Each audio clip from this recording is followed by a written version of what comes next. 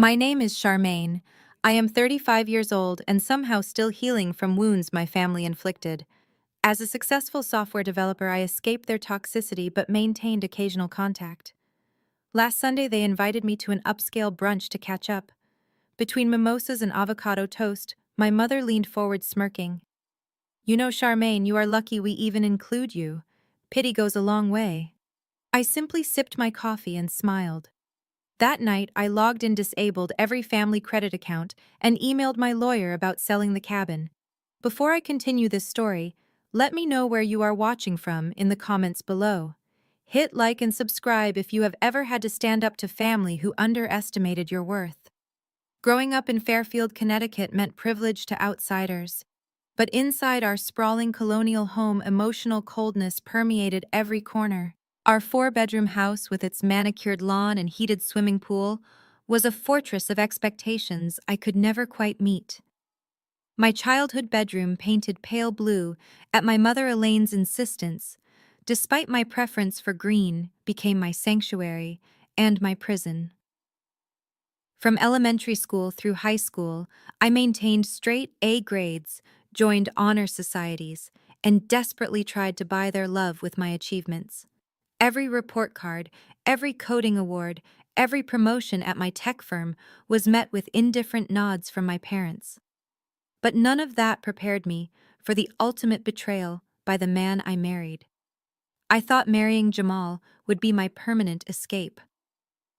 When we first met at a tech convention in Atlanta, he swept me off my feet with his southern charm and big promises.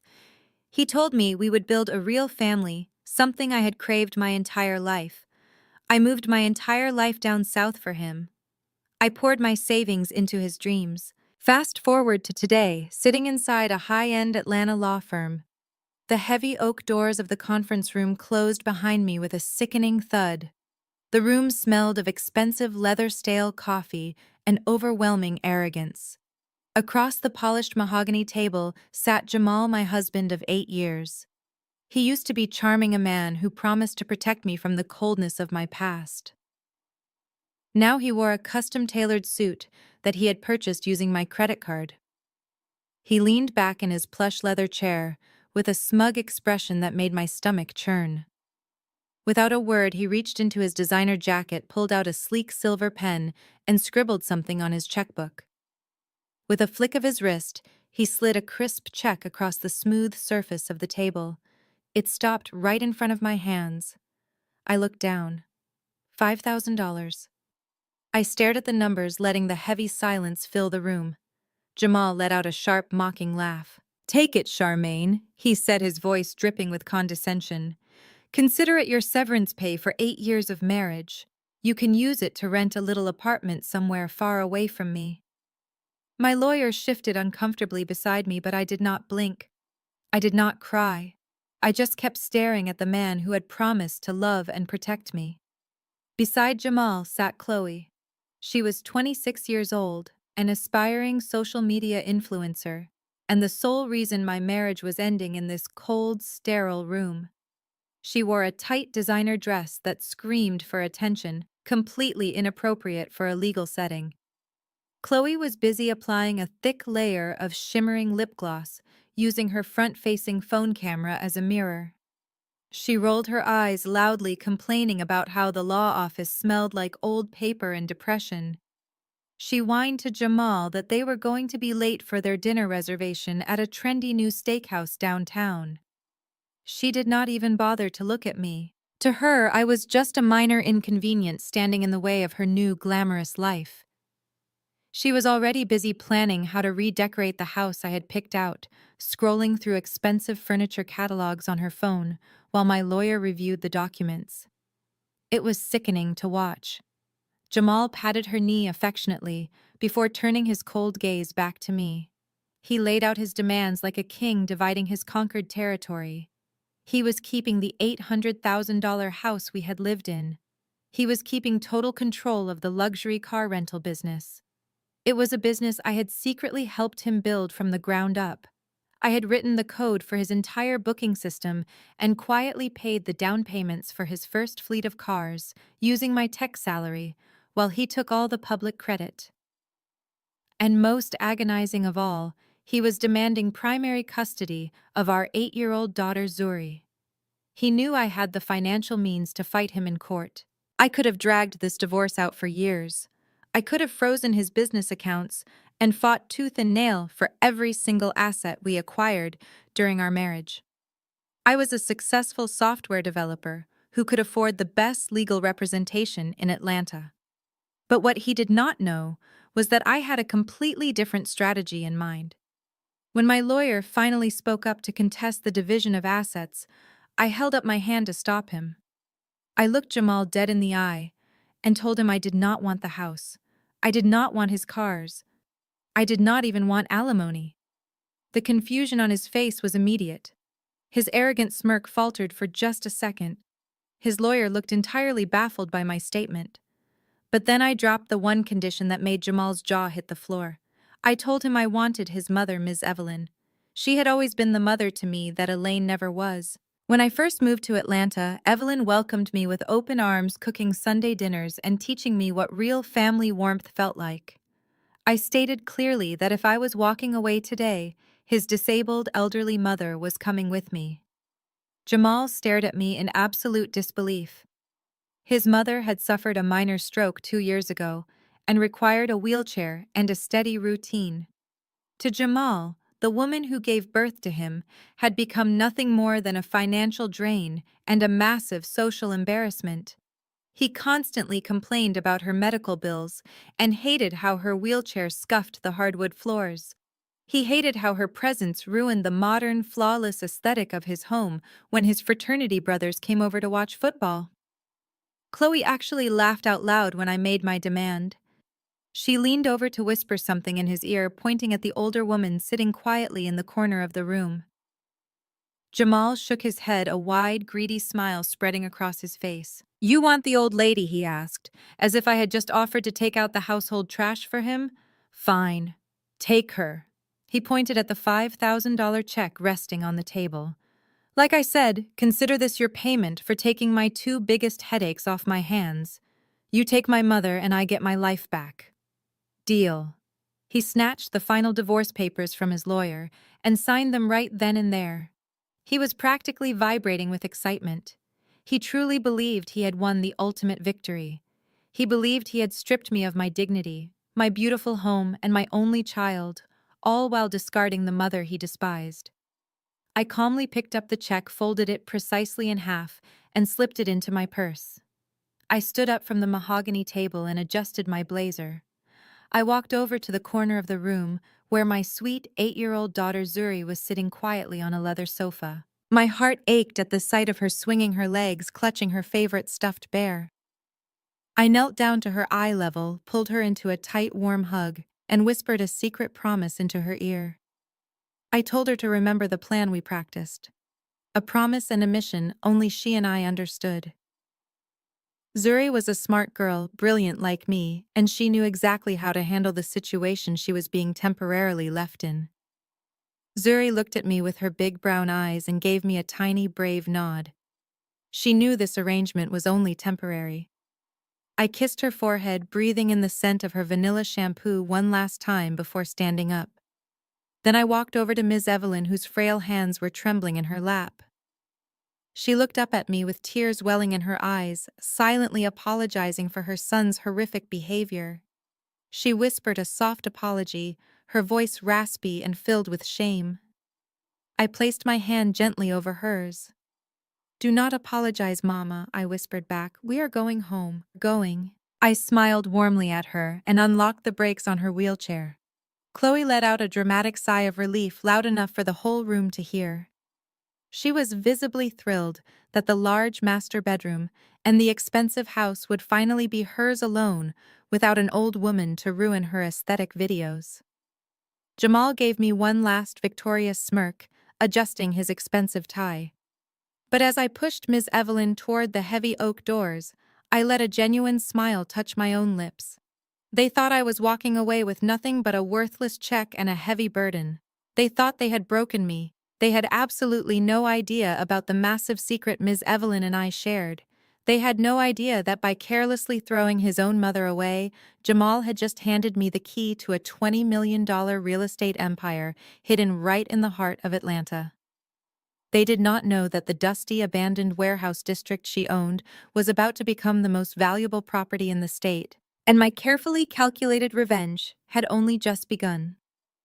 I pushed the wheelchair out into the brightly lit hallway, leaving my toxic past behind me in that conference room, ready to claim the future I truly deserved. Stepping out of the towering glass building, the humid Atlanta air hit my face, but I had never felt more refreshed. Jamal had already sent a mocking text message to my phone recommending a cheap bed-bug-infested motel out by the interstate. He genuinely believed that without his supposed financial support, I would be destitute. For the entirety of our marriage, I let him believe that I was just a mid-level database manager and a low-level hospital cleaner scraping by to help pay his bills. I never corrected him when he bragged to his fraternity brothers that he was the sole provider of our household. What Jamal did not know, what I kept meticulously hidden behind shell corporations and heavy non-disclosure agreements, was that my software development skills had birthed a multi-million-dollar medical logistics company. I exclusively controlled the supply chain software for 30 major hospitals across the Southeast. My private driver, Marcus, pulled up to the curb in a sleek black SUV. He quickly stepped out to help me load Ms. Evelyn and her battered vintage suitcase into the vehicle. As we drove away from the law firm, Evelyn looked out the tinted window, her frail hands gripping her purse tightly. She asked me in a quiet, trembling voice if we were going to a city shelter. I gently patted her knee and told her to trust me. The drive was short but deeply satisfying. I watched the urban landscape shift from the sterile corporate blocks downtown to the lush, tree-lined avenues of Buckhead. We bypassed the cramped, cheap apartments Jamal assumed I would rent, and instead headed straight into the heart of the wealthiest district in Atlanta. The SUV glided past luxury boutiques, upscale art galleries, and five-star restaurants before pulling into the secure, gated underground garage of an exclusive high-rise building. The security guard nodded respectfully as we passed, a stark contrast to the dismissive glares of Jamal's lawyer. I wheeled Ms. Evelyn into the private gold-trimmed elevator. I scanned my biometric thumbprint and the doors silently closed. When the elevator chimed and opened directly into my penthouse, Evelyn gasped loudly. The space was massive, featuring floor-to-ceiling windows that offered a breathtaking panoramic view of the Atlanta skyline. Sunlight poured over the pristine hardwood floors, the imported marble kitchen island, and the custom velvet furniture I had carefully selected months ago. This was not the home of a struggling hospital cleaner. This was the fortress of a woman who had silently built an empire while her husband was busy playing pretend. Evelyn stared at the crystal chandelier hanging above the dining table and then looked at me completely speechless. I smiled, parked her wheelchair near the plush sofa, and told her welcome home. Once Evelyn was comfortable and handed a warm cup of herbal tea, I carried her battered leather suitcase into the spacious guest suite I had specifically designed for her.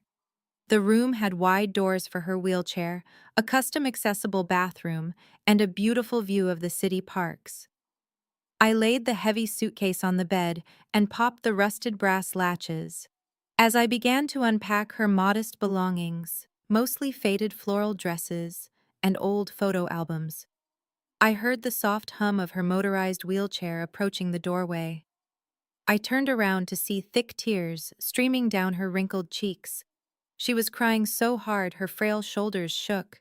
I immediately dropped the clothes and rushed over to her, kneeling on the soft rug. I asked her what was wrong, terrified she was in physical pain. She shook her head, burying her face in her hands. She told me she was so sorry for the absolute cruelty of her son. She sobbed, confessing that she felt like a massive burden, a piece of garbage that Jamal had tossed away for $5,000. She said she never wanted to ruin my life or drag me down with her medical issues now that I was entirely on my own. I took her trembling hands in mine and looked directly into her eyes. I told her she was never a burden. I reminded her that when my own mother Elaine treated me like a disappointment back in Connecticut, she was the one who taught me how to make peach cobbler, who braided Zuri's hair with patience, and who sat up with me when I was sick. Then Evelyn looked away, the shame deepening the lines on her face. Her voice broke as she revealed a dark truth that made my blood boil. She confessed that for the past 2 years, Jamal had been systematically stealing her Social Security checks. Every single month, he intercepted the mail and forged her signature. He told her the money was going toward her expensive physical therapy and her heart medication. But Evelyn was not foolish. She had seen the bank statements he carelessly left on the kitchen counter. She knew he was funneling her meager survival funds directly into Chloe's designer handbag collection, expensive hair extensions, and luxury vacations. He had been starving his own disabled mother to fund his affair with a 26-year-old influencer. Evelyn cried that she had absolutely nothing left to her name, that she was entirely penniless, and she could not bear the thought of being a financial drain on me. I felt a surge of pure, unadulterated rage toward Jamal, but I kept my voice perfectly calm for Evelyn. I stood up from the floor and wiped the tears from her face. I told her she was not penniless. I told her that Jamal was an arrogant fool who only saw what was right in front of his greedy eyes. Evelyn looked confused as I walked back over to her open suitcase on the guest bed. "I did not just bring you here because I love you, Mama," I said, reaching into the suitcase. "I brought you here because it is time to take back everything he stole from you." Evelyn watched closely as I ran my fingers along the bottom of the old suitcase. She had packed it herself years ago, but she seemed to have forgotten its deepest secret. I pressed my thumbs into the corners of the worn fabric lining, found the concealed zipper I had discovered by accident when helping her pack during a hospital visit months prior, and pulled it back. Evelyn gasped sharply, her hand flying to her mouth. She had hidden something in there decades ago, long before Jamal's father passed away, and she had assumed it was completely lost to time and foreclosure. From the hidden compartment, I pulled out a thick, sealed manila envelope. The paper was yellowed and stiff with age. I walked over and gently placed it in her lap. Evelyn's hands shook violently as she broke the old wax seal and pulled out the crisp, heavy legal documents inside. It was the original deed to a massive commercial warehouse block located right in the heart of the historic Sweet Auburn district. Jamal knew about the property, of course. Years ago, he had scoffed at it, calling it a dilapidated pile of bricks in a dead neighborhood. When the property taxes piled up after Evelyn's stroke, Jamal told her he let the city foreclose on it. He told her it was worthless and not worth his time to manage. He used it as another excuse to call her a financial failure and strip away her independence. What Jamal did not know, and what I had kept absolutely secret, was that the city never foreclosed on it. 2 years ago, when I first saw the delinquency notices, I quietly hired a private attorney. I used the profits from my logistics company to pay off every single cent of the back taxes. I settled the liens. I brought the property code compliance up to date. I secured the perimeter. I did it all anonymously through a blind trust so Jamal would never find out. The property was free, clear, and fully legally owned by the woman sitting in front of me. Evelyn stared at the deed, tracing the raised ink of her name with her thumb. She looked up at me, her eyes wide with a mixture of shock, awe, and a newly ignited fire. She asked me how I managed to save it, how I had the money. I finally told her the truth about my business. I explained how I built my company in the quiet hours of the night while Jamal was out drinking, how I secured federal contracts, and how I made sure he never had access to my primary accounts. I told her that she was standing on a gold mine. The Sweet Auburn district was currently the target of the largest urban revitalization project in the history of Atlanta. Developers were aggressively buying up every square inch of land, and her warehouse block was sitting dead center in their crosshairs. I had already received preliminary inquiries from major urban development firms offering astronomical sums. They were desperate to acquire the land to build a massive tech hub and luxury shopping center. Jamal threw away a winning lottery ticket because he was too arrogant and impatient to look past the dirt. Evelyn sat silently for a long moment. The fragile weeping woman from 10 minutes ago vanished. In her place sat the resilient matriarch who had survived a lifetime of hardship. A fierce determination hardened her features. She looked down at the deed, then looked at me with absolute clarity.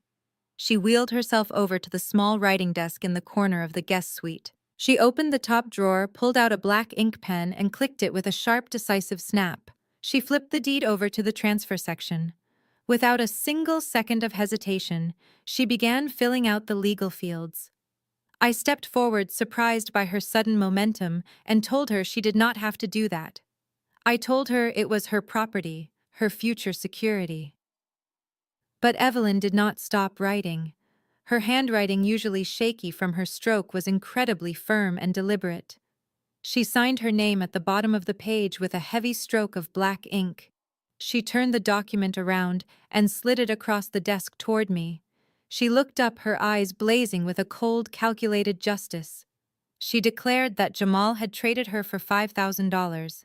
She stated that he had sold his own flesh and blood for the price of a cheap vacation. She pointed to the signature line where she had just legally transferred 100% ownership of the multi-million-dollar property directly into my name. Evelyn leaned back in her wheelchair, a slight, dangerous smile playing on her lips. She told me the property was mine now, completely and entirely. She said Jamal wanted to play a ruthless game of money and power, and it was time we showed him exactly how that game was played. She instructed me to take the deed to sell the land, and to use every single penny of it to destroy the false empire her son had built on my back. I picked up the heavy document, the weight of a $20 million revenge plan settling perfectly into my hands. 2 days passed since that moment of triumph in the penthouse when the deed fell perfectly into my hands. Ms. Evelyn was finally resting peacefully in her custom-designed suite. I had immediately hired an elite private round-the-clock nursing team to tend to her medical needs, ensuring she received the highest standard of care without ever having to worry about the crushing cost. Knowing she was safe and comfortable, I needed a moment to review some newly acquired supply chain contracts for my logistics company. I took my private elevator down to the artisan coffee shop located on the ground floor of my luxury residential building.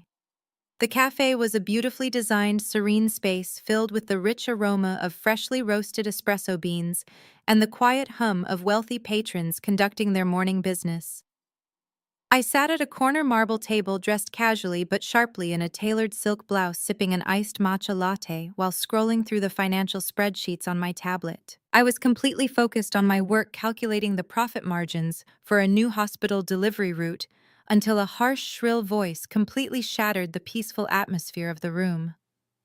"Well, look who we finally tracked down." The voice belonged to Tasha, Jamal's younger sister, and the undisputed golden child of their deeply toxic family. I slowly locked my tablet screen and looked up. Tasha was standing right in front of my table, her hands planted firmly on her hips in an aggressive stance. She was wearing a brightly patterned skin-tight jumpsuit adorned with massive, gaudy designer logos that I instantly recognized as cheap counterfeit items. The stitching on her handbag was completely uneven, a perfect physical representation of her entirely fake lifestyle. Standing right beside her, practically blocking the natural sunlight streaming through the window, was her husband Darnell. Darnell was a loudmouth grifter who constantly bragged about his massive entrepreneurial endeavors while secretly borrowing money from anyone foolish enough to answer his phone calls. He wore heavily distressed jeans and an oversized gold chain that looked like it would turn his neck green by noon.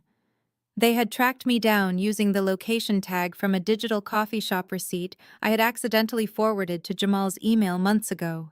They looked around the upscale cafe with extreme confusion, completely unaware that I lived in the multi-million-dollar penthouse directly above our heads. Tasha sneered at me, looking me up and down with intense disgust. She fully assumed I was only sitting in this expensive cafe to use the free internet because my imaginary cheap motel room lacked basic amenities. I ignored her obvious insult and calmly took another sip of my iced drink. I asked her what she wanted, keeping my tone completely flat professional and devoid of any emotion. Tasha slammed her hands down hard on my marble table, causing my green drink to slosh violently over the rim and stain the coaster. She leaned in close, her face twisted in a mask of pure, unadulterated entitlement. "I want my mother's ring," she hissed, her eyes narrowing. "The vintage diamond church ring. Jamal told us you stole it when you packed up her disgusting hospital bed and wheeled her out of his house. Hand it over right now, Maya, before I call the police and report a grand theft." Tasha went on to explain loudly and obnoxiously, completely ignoring the stares of the other customers, that she had recently been appointed the head of the usher board at their massive megachurch. She claimed she desperately needed the heirloom diamond ring to assert her dominance and flex her elevated status to the rest of the congregation this coming Sunday. She insisted that since I was officially no longer a part of the family, I had absolutely no legal or moral right to hold on to their precious family jewels. I just sat back and stared at her in silence. The specific ring she was talking about was currently locked safely inside my reinforced penthouse vault. It was placed there by Evelyn herself because she knew her daughter would try to pawn it the second she got her hands on it to buy more fake designer clothes. When I did not immediately respond to her ridiculous demands, Darnell decided it was his turn to act tough and defend his wife's honor. He took a heavy, aggressive step forward, deliberately invading my personal space. He crossed his thick arms over his chest and glared down at me, trying to use his physical size to intimidate me into submission. "Listen here." He growled, his voice a low, threatening rumble meant to strike fear into my heart. "You are going to open that little knockoff bag of yours and give my wife exactly what belongs to her family. If you make me ask you twice, we are going to have a very serious problem right here in front of all these nice people." I did not flinch. I did not break eye contact with Darnell for even a fraction of a second. I refused to let him see an ounce of fear. Instead, I calmly reached down into my authentic, limited edition leather tote bag. Tasha smiled triumphantly, holding out her manicured hand, fully expecting me to produce the velvet jewelry box and hand it over in defeat. But I did not pull out a ring. I wrapped my hand around a thick, heavy 3-ring binder. I hoisted it out of my bag and slammed it down onto the marble table with a deafening crack. The sharp sound echoed through the quiet coffee shop like a gunshot, causing dozens of patrons to turn their heads and stare directly at our table. Tasha yanked her hand back in absolute shock, her triumphant smile completely vanishing. "What is this garbage?" she demanded, staring at the thick binder resting between us. I reached out and flipped the heavy plastic cover open. The pages inside were filled with hundreds of highly organized, color-coded, and highlighted medical documents. I looked right into Tasha's eyes and raised my voice just enough so the surrounding tables could hear every single word I was about to say. "These are 2 entire years of your mother's medical bills," I announced clearly and firmly. "Every single hospital stay, every massive copay for her specialized heart medication, every grueling physical therapy session, and the enormous cost of the custom motorized wheelchair she desperately needs to survive." I flipped aggressively through the crisp pages, pointing to the bottom right corner of each separate document. "And right here on every single line is my signature, paid in full, directly from my private bank accounts." I stood up from my chair, suddenly leveling the playing field and forcing them to look me in the eye. Tasha took a slight step back, visibly unnerved by my complete lack of intimidation and the undeniable physical proof of my financial superiority. I demanded to know exactly where she was when her mother's health insurance mysteriously lapsed last winter. I asked her loudly why her name was suspiciously absent from every single emergency room admission form for the past 24 months. I publicly humiliated her right there in the cafe, pointing out that she was entirely too busy buying fake designer jumpsuits out of car trunks to visit her own disabled mother in the hospital even once. I told her the only time she ever pretended to care about Miss Evelyn was when she thought there was a shiny piece of jewelry she could use to show off to a church congregation that secretly laughed at her behind her back anyway. Tasha's face turned a violent, humiliating shade of red. She stammered and sputtered, completely unable to form a single coherent sentence as the wealthy coffee shop patrons began whispering among themselves and giving her openly disgusted looks. Darnell slammed his fist violently on the table, desperately trying to regain control of the crumbling narrative. "You think you are better than us just because you have a little bit of credit card debt?" he shouted, his voice cracking slightly, completely missing the point of the binder. "I am a premier wealth management consultant. I make more money in a single week than you make in a whole year cleaning hospital toilets." I turned my sharp, unforgiving gaze directly onto Darnell. I let out a cold, deeply mocking laugh that cut right through his fragile ego. "A wealth management consultant," I repeated loudly, making sure the businessmen at the next table heard me. "Darnell, you run a pathetic, illegal pyramid scheme. You sell toxic, unregulated energy drinks out of the trunk of your leased sedan. You have completely maxed out 3 separate credit cards under Tasha's name. And just last month, you literally begged Jamal for $500 to keep your electricity from being shut off. Do not stand in my presence and pretend you are anything more than a glorified scam artist living entirely off your wife's imaginary social status." Darnell's eyes widened in sheer panic as I loudly broadcasted his complete financial ruin to the entire cafe. His profound embarrassment quickly twisted into unpredictable, aggressive rage. He lunged forward, raising his arm high, his face contorted with explosive anger. "Watch your mouth, you arrogant!" He started to yell, stepping aggressively into my personal space with his fist clenched. He never got to finish his threatening sentence. Before his heavy foot even fully touched the ground, a massive hand clamped down on his shoulder, like an unbreakable steel vise. It was Leon, my elite private security guard, who had been sitting quietly at a small table near the entrance, reading a newspaper, waiting for me to finish my work. Leon was a towering, heavily muscled ex-military professional who absolutely did not tolerate threats against his high-net-worth clients. Leon twisted Darnell's arm back just an inch, but it was perfectly calculated to make Darnell gasp loudly in sudden blinding pain. His knees buckled slightly under the intense pressure. Leon leaned in close and spoke in a terrifyingly calm, low voice right next to Darnell's ear. "I highly suggest you step back from the lady right now, sir, before I decide you are a physical threat that needs to be permanently neutralized and removed from this property." Darnell immediately threw his free hand up in surrender, his tough guy facade shattering into a million pathetic pieces. He backed away so fast he stumbled clumsily over a wooden chair. Tasha grabbed his arm, her eyes wide with unadulterated shock and genuine fear. They suddenly realized they had severely miscalculated my entire situation. I was not a helpless, broke divorcee hiding out in a random cafe. I was a powerful woman flanked by elite private security, casually handling high-level business in the lobby of a luxury building they could never afford to step foot in. Tasha realized she was entirely out of her depth, but her toxic, deeply ingrained pride would simply not let her leave quietly.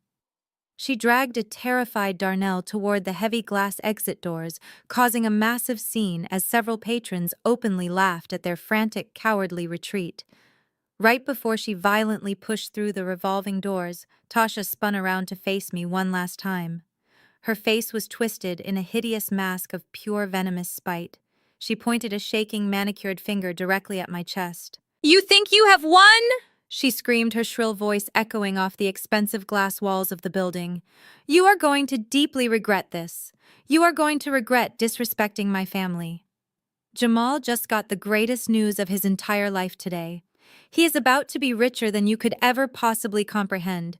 You are going to be crawling back to us begging for scraps when he is done destroying you."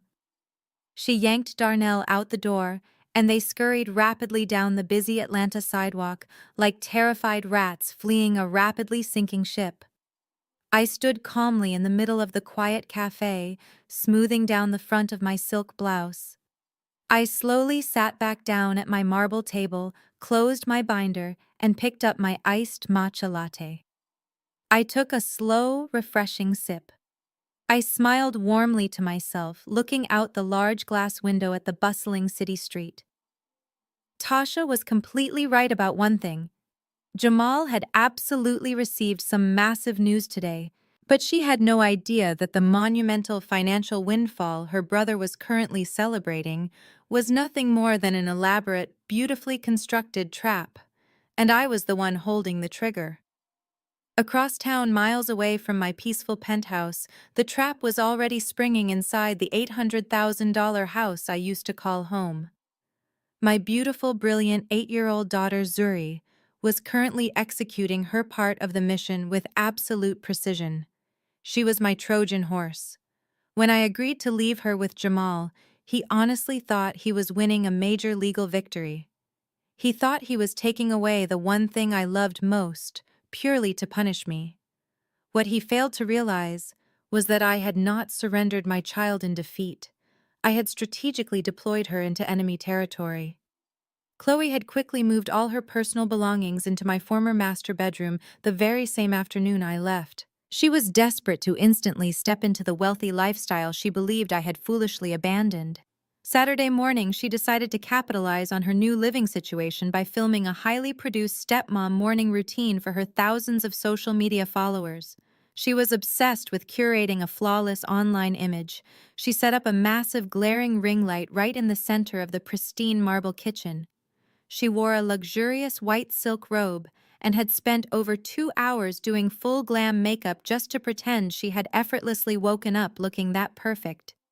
She pressed record on her phone and began speaking in a high-pitched, overly sweet voice about the profound joys of blending families, finding true love, and making fresh, organic avocado toast for her sweet new stepdaughter. She did not know Zuri was standing just outside the camera frame, holding a large, freshly opened carton of bright red fruit punch. Zuri waited for the exact moment Chloe turned her back to grab a silver serving knife. With the stealth of a seasoned professional, Zuri stepped forward and deliberately tipped the heavy carton. She did not just spill the juice randomly on the hardwood floor. She aimed directly for the pair of limited edition white designer mules Chloe had carelessly kicked off near the kitchen island. The dark red liquid splashed heavily, soaking completely into the expensive fabric, permanently ruining the shoes in a matter of seconds. Chloe turned around and let out a blood-curdling scream that instantly shattered her perfectly curated aesthetic. She dropped the silver knife and lunged forward, grabbing her ruined designer shoes with shaking hands. She completely lost her temper, dropping the fake sweet voice and screaming at Zuri. She called my daughter a clumsy little brat, aggressively pointing her finger in Zuri's face, and threatened to lock her in her bedroom without television for the rest of the entire weekend. But Zuri was entirely prepared for this exact reaction. The moment Chloe raised her voice, Zuri let out a loud, incredibly dramatic wail. She squeezed her eyes shut and forced massive tears to stream down her cheeks just as Jamal walked into the kitchen wearing his expensive gym clothes. Jamal immediately took Zuri's side. He did not do this because he was a protective or loving father. He did it because loud noises and emotional conflict annoyed him, and he simply wanted the house to be perfectly quiet so he could drink his protein shake and watch sports in peace. He sharply reprimanded Chloe for screaming like a lunatic at a child over a stupid pair of shoes. He picked Zuri up, handed her his expensive tablet to keep her quiet, and coldly ordered Chloe to grab a mop and clean up the sticky red mess on the floor before it stained the wood. Chloe stood frozen in the center of the kitchen, her face flushed with extreme anger and deep humiliation. She was slowly realizing that the glamorous, carefree life she had envisioned was rapidly turning into an unpaid, highly stressful babysitting job. This daily friction was entirely by design. I knew Chloe possessed absolutely zero maternal instinct. She loved the idea of bagging a rich husband, riding in luxury cars, and taking selfies in a massive house, but she fiercely despised the actual reality of motherhood. She hated the constant noise, the sticky messes, and the heavy, unrelenting responsibility of caring for a child that was not hers. By leaving Zuri in her care, I forced Chloe to directly confront the grueling daily reality she had so arrogantly signed up for. I was systematically breaking their relationship from the inside out. I had promised Zuri that this arrangement was strictly for 1 week. I told my daughter to be incredibly brave to play the innocent victim perfectly and to make every single day as exhausting and frustrating as physically possible for her new stepmother. By Sunday morning, the tiny cracks in Jamal and Chloe's relationship had violently expanded into massive, unbridgeable canyons.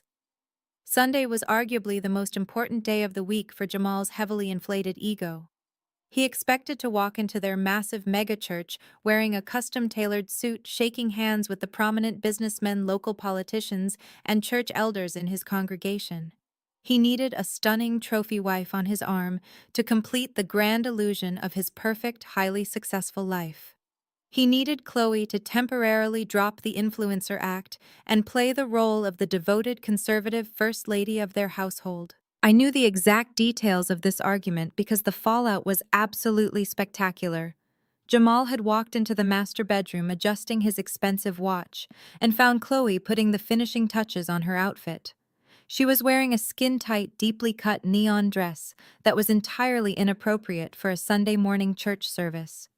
He stopped dead in his tracks and demanded that she change immediately into something much more modest.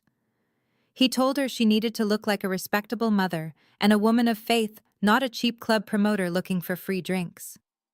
That was the absolute wrong thing to say to a fiercely entitled young woman who had spent the entire previous night scrubbing dried red juice off the baseboards while her boyfriend slept soundly in the next room. Chloe completely exploded. She picked up a heavy silver hairbrush from the vanity and hurled it directly at Jamal's head. He ducked just in time, and the heavy brush smashed violently into the wall, shattering the glass on a framed photograph behind him. She screamed at the top of her lungs that she did not sign up to be a domestic maid or a boring conservative church wife for his ridiculous friends. She yelled that he had promised her a life of endless luxury, expensive shopping sprees, and exotic vacations, not a life trapped inside a suffocating house dealing with a screaming kid while he ignored her needs. Jamal yelled back, his deep voice booming aggressively down the hallway. He called her ungrateful, selfish, and childish. He pointed a firm finger at her and angrily reminded her that she was currently living entirely off his money, driving a car he paid for, and sleeping in a house he provided. He demanded she show some basic respect for his authority and do exactly as she was told if she wanted to continue enjoying his wealthy lifestyle. The argument quickly devolved into a vicious, ugly screaming match. Their voices echoed through the large, empty house filled with vicious personal insults and deep-seated resentment that had been brewing since the moment I walked out the door. They were so entirely consumed by their own toxic, selfish battle that they completely forgot about the 8-year-old girl supposedly under their care. They forgot that Zuri was remarkably observant, highly intelligent, and operating under very specific instructions from her real mother. They had absolutely no idea that while they were violently tearing each other apart in the upstairs hallway, my daughter was quietly slipping into Jamal's private home office on the ground floor. Zuri gently pushed the heavy office door open until it was just a crack wide. She crept silently across the plush carpet, remembering the exact mission I had whispered to her in the lawyer's office just a few days ago. She walked purposefully over to Jamal's massive mahogany desk. Sitting right next to his expensive computer monitor was a sleek, modern digital clock displaying the time in bright white numbers. I had personally purchased that specific clock for him months ago, under the guise of an early anniversary present. Zuri reached out with her small hands and carefully adjusted the angle of the clock just a tiny fraction of an inch. She made absolutely sure the dark glass face of the device was pointed directly toward the center of the room and had a clear, unobstructed view of the hallway through the partially open door. She smiled a brilliant, knowing smile to herself and quickly hurried back to her bedroom, shutting her door quietly before the screaming upstairs finally came to a tense halt. Jamal and Chloe thought they were completely alone in their miserable, chaotic reality. They did not know that perfectly hidden behind the dark-tinted glass of that ordinary digital clock was a state-of-the-art, high-definition nanny camera. Every single harsh shout, every violently thrown object, and every horrifying moment of shocking parental neglect was currently recording directly to a secure encrypted cloud server on my personal phone. The enemy camp was fully wired, and they were handing me exactly the ammunition I needed to completely destroy them. The morning after their explosive fight, Jamal woke up with a pounding headache and a house filled with heavy tension. He walked out to the brick mailbox at the end of his driveway, expecting to find nothing more than routine utility bills and angry notices from his increasingly impatient creditors. His luxury car rental business had been secretly hemorrhaging money for months, and his cash flow was dangerously thin. But nestled between the colorful junk mail flyers was a thick, crisp envelope made of premium heavy stock paper. It bore the embossed gold logo of Horizon Urban Development, the most prestigious and aggressive commercial real estate firm in the entire city of Atlanta. Jamal tore the envelope open, right there on the concrete driveway, the humid morning air suddenly feeling electric. As his eyes scanned the formal legal jargon printed on the heavy pages, his heart began to pound violently against his ribs. The city was aggressively moving forward with a massive historic revitalization project in the Sweet Auburn district. They needed to immediately acquire the massive abandoned commercial warehouse block to serve as the anchor for a sprawling new technology hub and luxury shopping center. And printed right there at the bottom of the page, in bold, undeniable black ink, was a formal buyout offer: $20 million. Jamal physically dropped to his knees on the driveway. He let out a loud, victorious shout that echoed down his quiet suburban street, causing the neighbor's dog to bark wildly. In his twisted, incredibly arrogant mind, he did not see this as his elderly mother's sudden fortune. He saw it entirely as his own personal lottery ticket. Years ago, when Miss Evelyn had first suffered her stroke and was heavily medicated in a rehabilitation facility, Jamal had taken cruel advantage of her vulnerable state. He had secretly drafted a sweeping comprehensive power of attorney document. He brazenly forged her signature on the dotted line and paid off a shady, unethical notary to officially stamp it.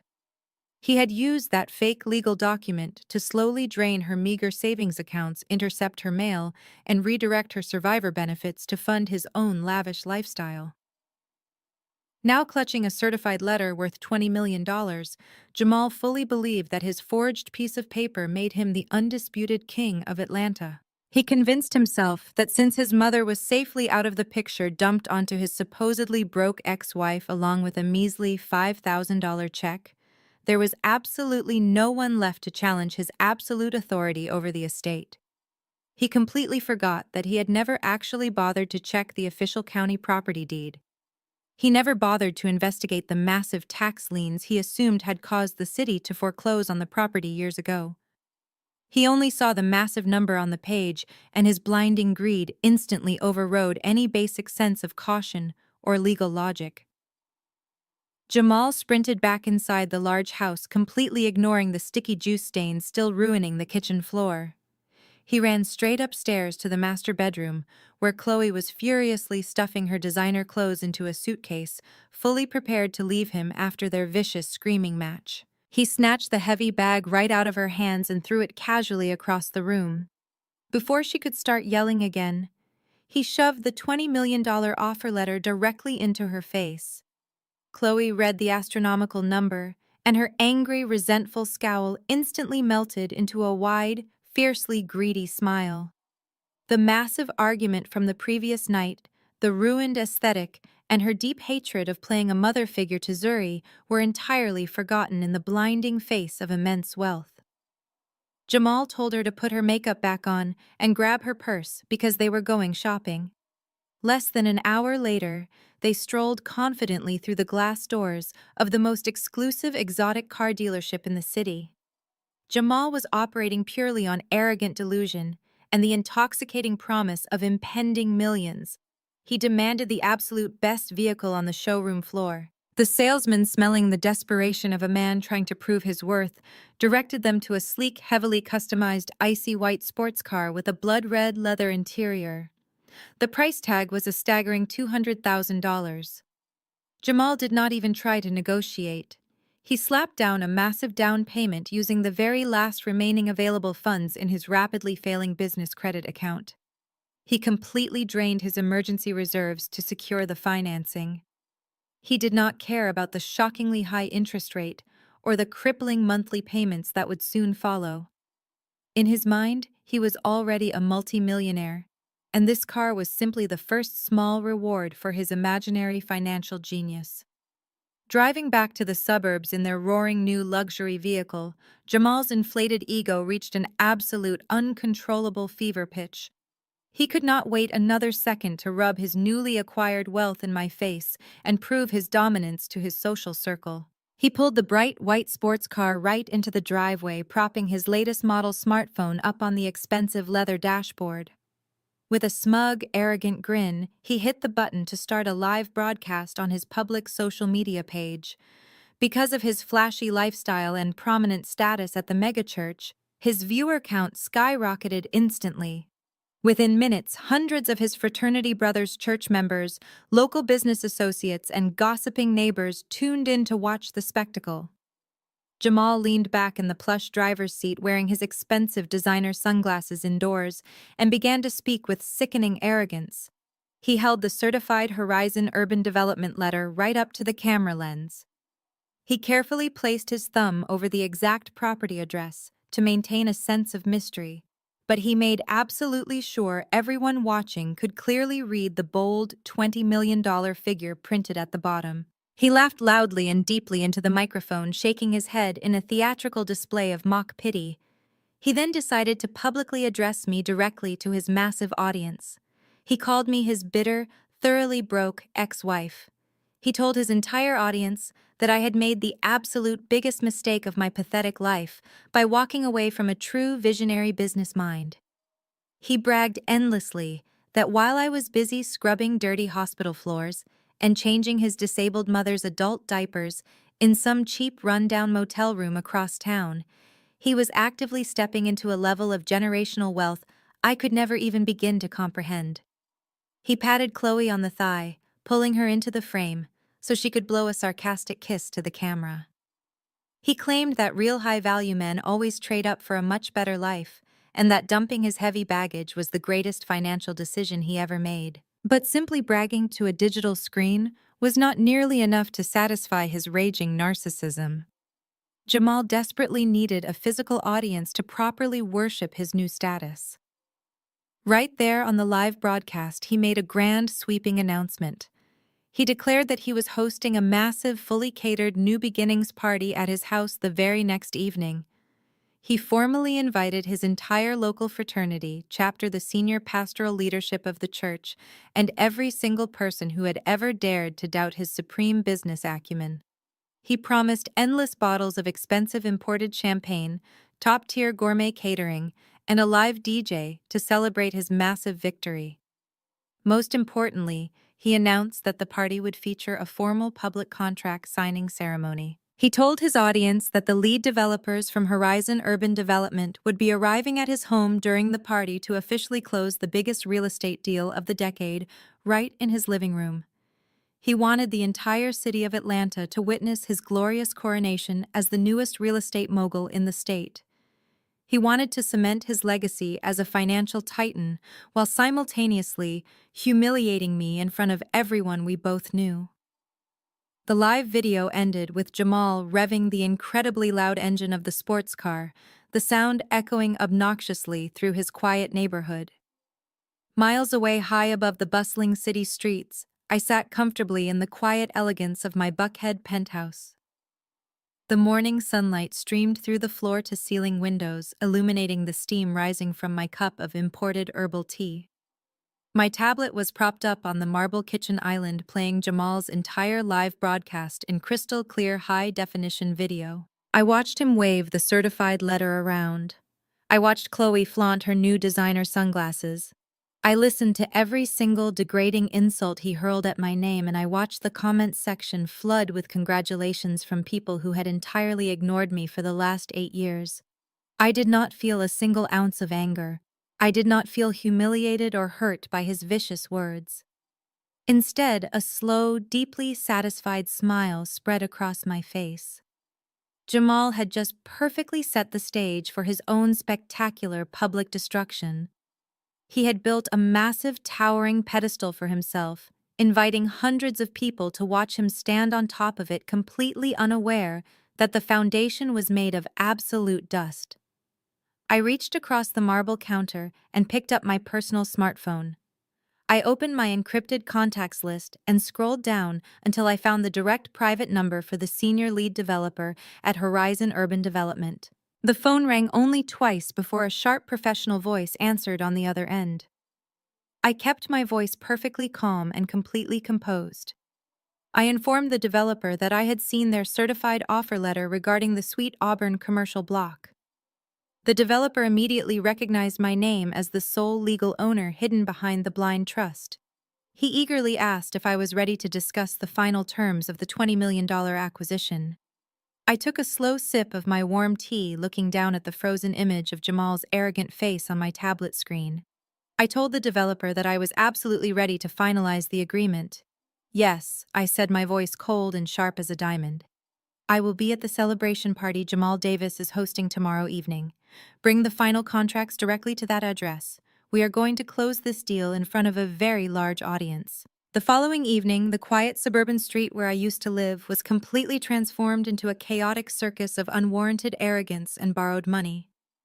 I sat in the plush leather back seat of my private tinted SUV parked discreetly just half a block away from the $800,000 house.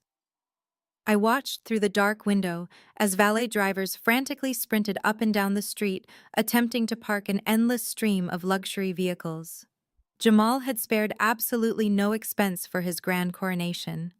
He had hired the most exclusive catering company in Atlanta.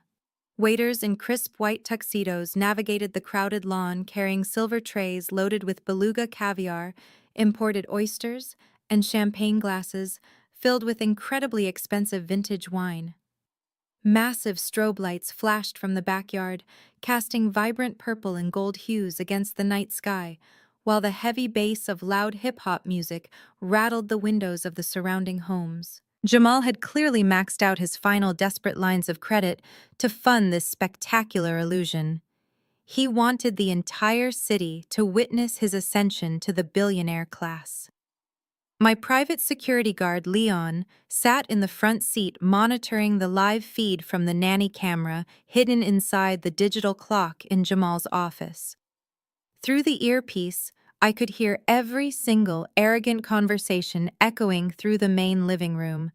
Tasha and Darnell were currently holding court near the massive marble fireplace, acting as if they were the wealthy aristocrats of Atlanta. Tasha was wearing another hideous skin-tight designer knockoff, holding a crystal champagne flute and loudly bragging to the senior pastor's wife. She claimed that Jamal was going to buy her a sprawling vacation villa in Cabo San Lucas by the end of the month.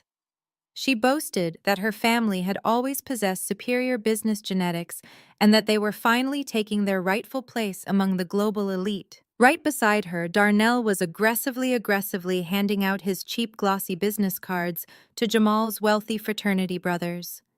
He was brazenly pitching his illegal pyramid scheme, falsely claiming that he had been officially appointed as the chief financial officer of Jamal's new real estate empire. He promised them guaranteed returns on their investments, trying to hustle thousands of dollars from unsuspecting guests who believed his close proximity to Jamal made him legitimate. Meanwhile, Chloe was treating my former living room like her own personal photography studio. She had hired a professional videographer to follow her around for her social media channels. She posed dramatically next to a massive, ridiculous ice sculpture carved into the shape of a giant dollar sign. She wore a sparkling diamond necklace that Jamal had undoubtedly purchased on credit just hours before. She looked down her nose at the older church members refusing to speak to anyone who did not have a massive social media following. She was completely intoxicated by the delusion of endless wealth, entirely unaware that the foundation of her glamorous new life was actively crumbling beneath her expensive designer shoes. Suddenly, a sleek black town car pulled smoothly into the circular driveway, bypassing the chaotic valet stand. A sharp, distinguished man stepped out of the back seat. He wore a perfectly tailored charcoal suit, carried a slim leather briefcase, and possessed an aura of absolute, undeniable authority. It was Mr. Sterling, the senior lead developer for Horizon Urban Development. He walked up the front steps, his face completely unreadable and strictly professional. Inside the house, Jamal spotted Mr. Sterling walking through the grand foyer.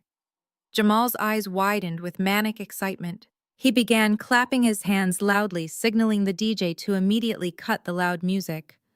The heavy bass abruptly stopped, leaving a sudden echoing silence in the packed house. Over 200 guests turned their heads, their conversations halting as they looked toward the center of the room. Jamal eagerly grabbed a wireless microphone from the DJ booth and stepped confidently into the middle of the living room, standing right beneath the massive crystal chandelier.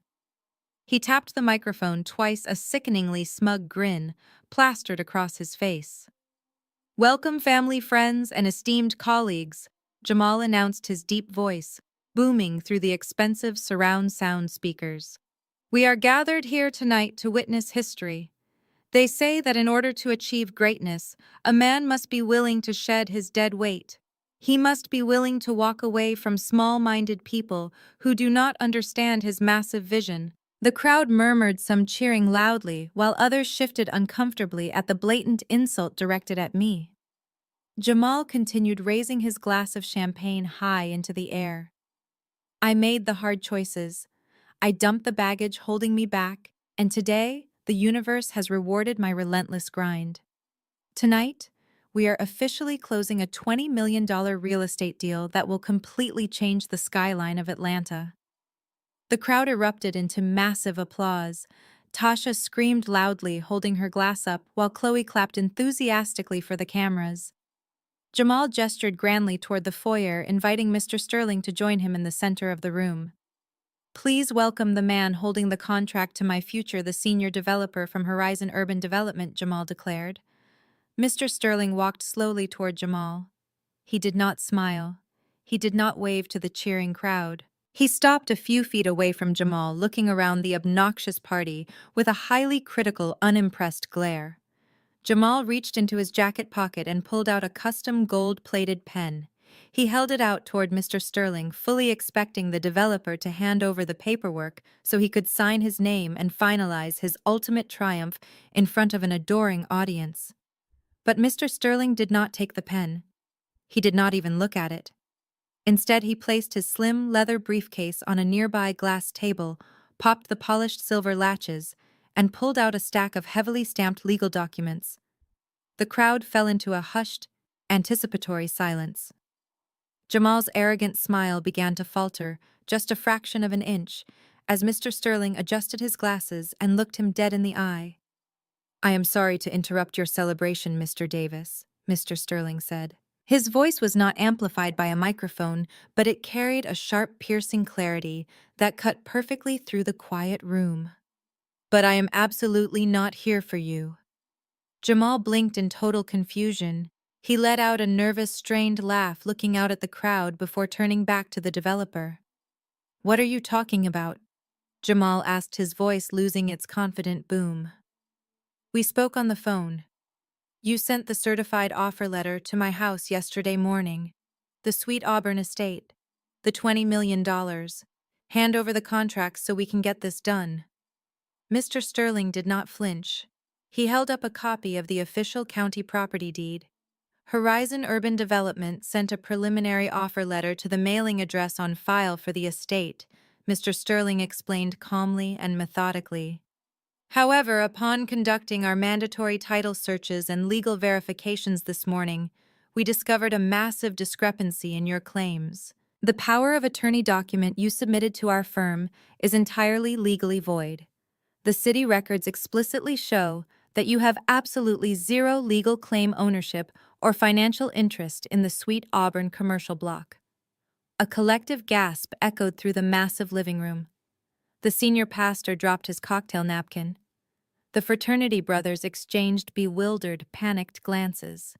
Tasha froze completely, her champagne glass hovering halfway to her mouth.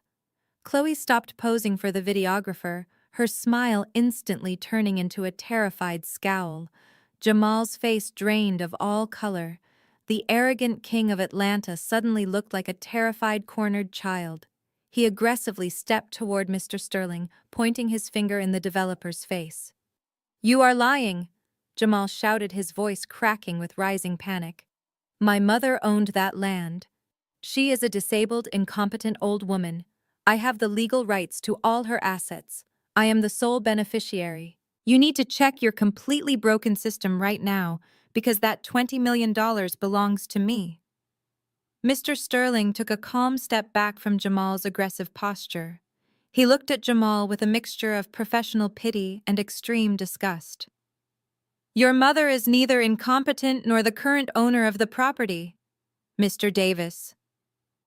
Mr. Sterling stated loudly, ensuring every single guest in the room heard the undeniable truth.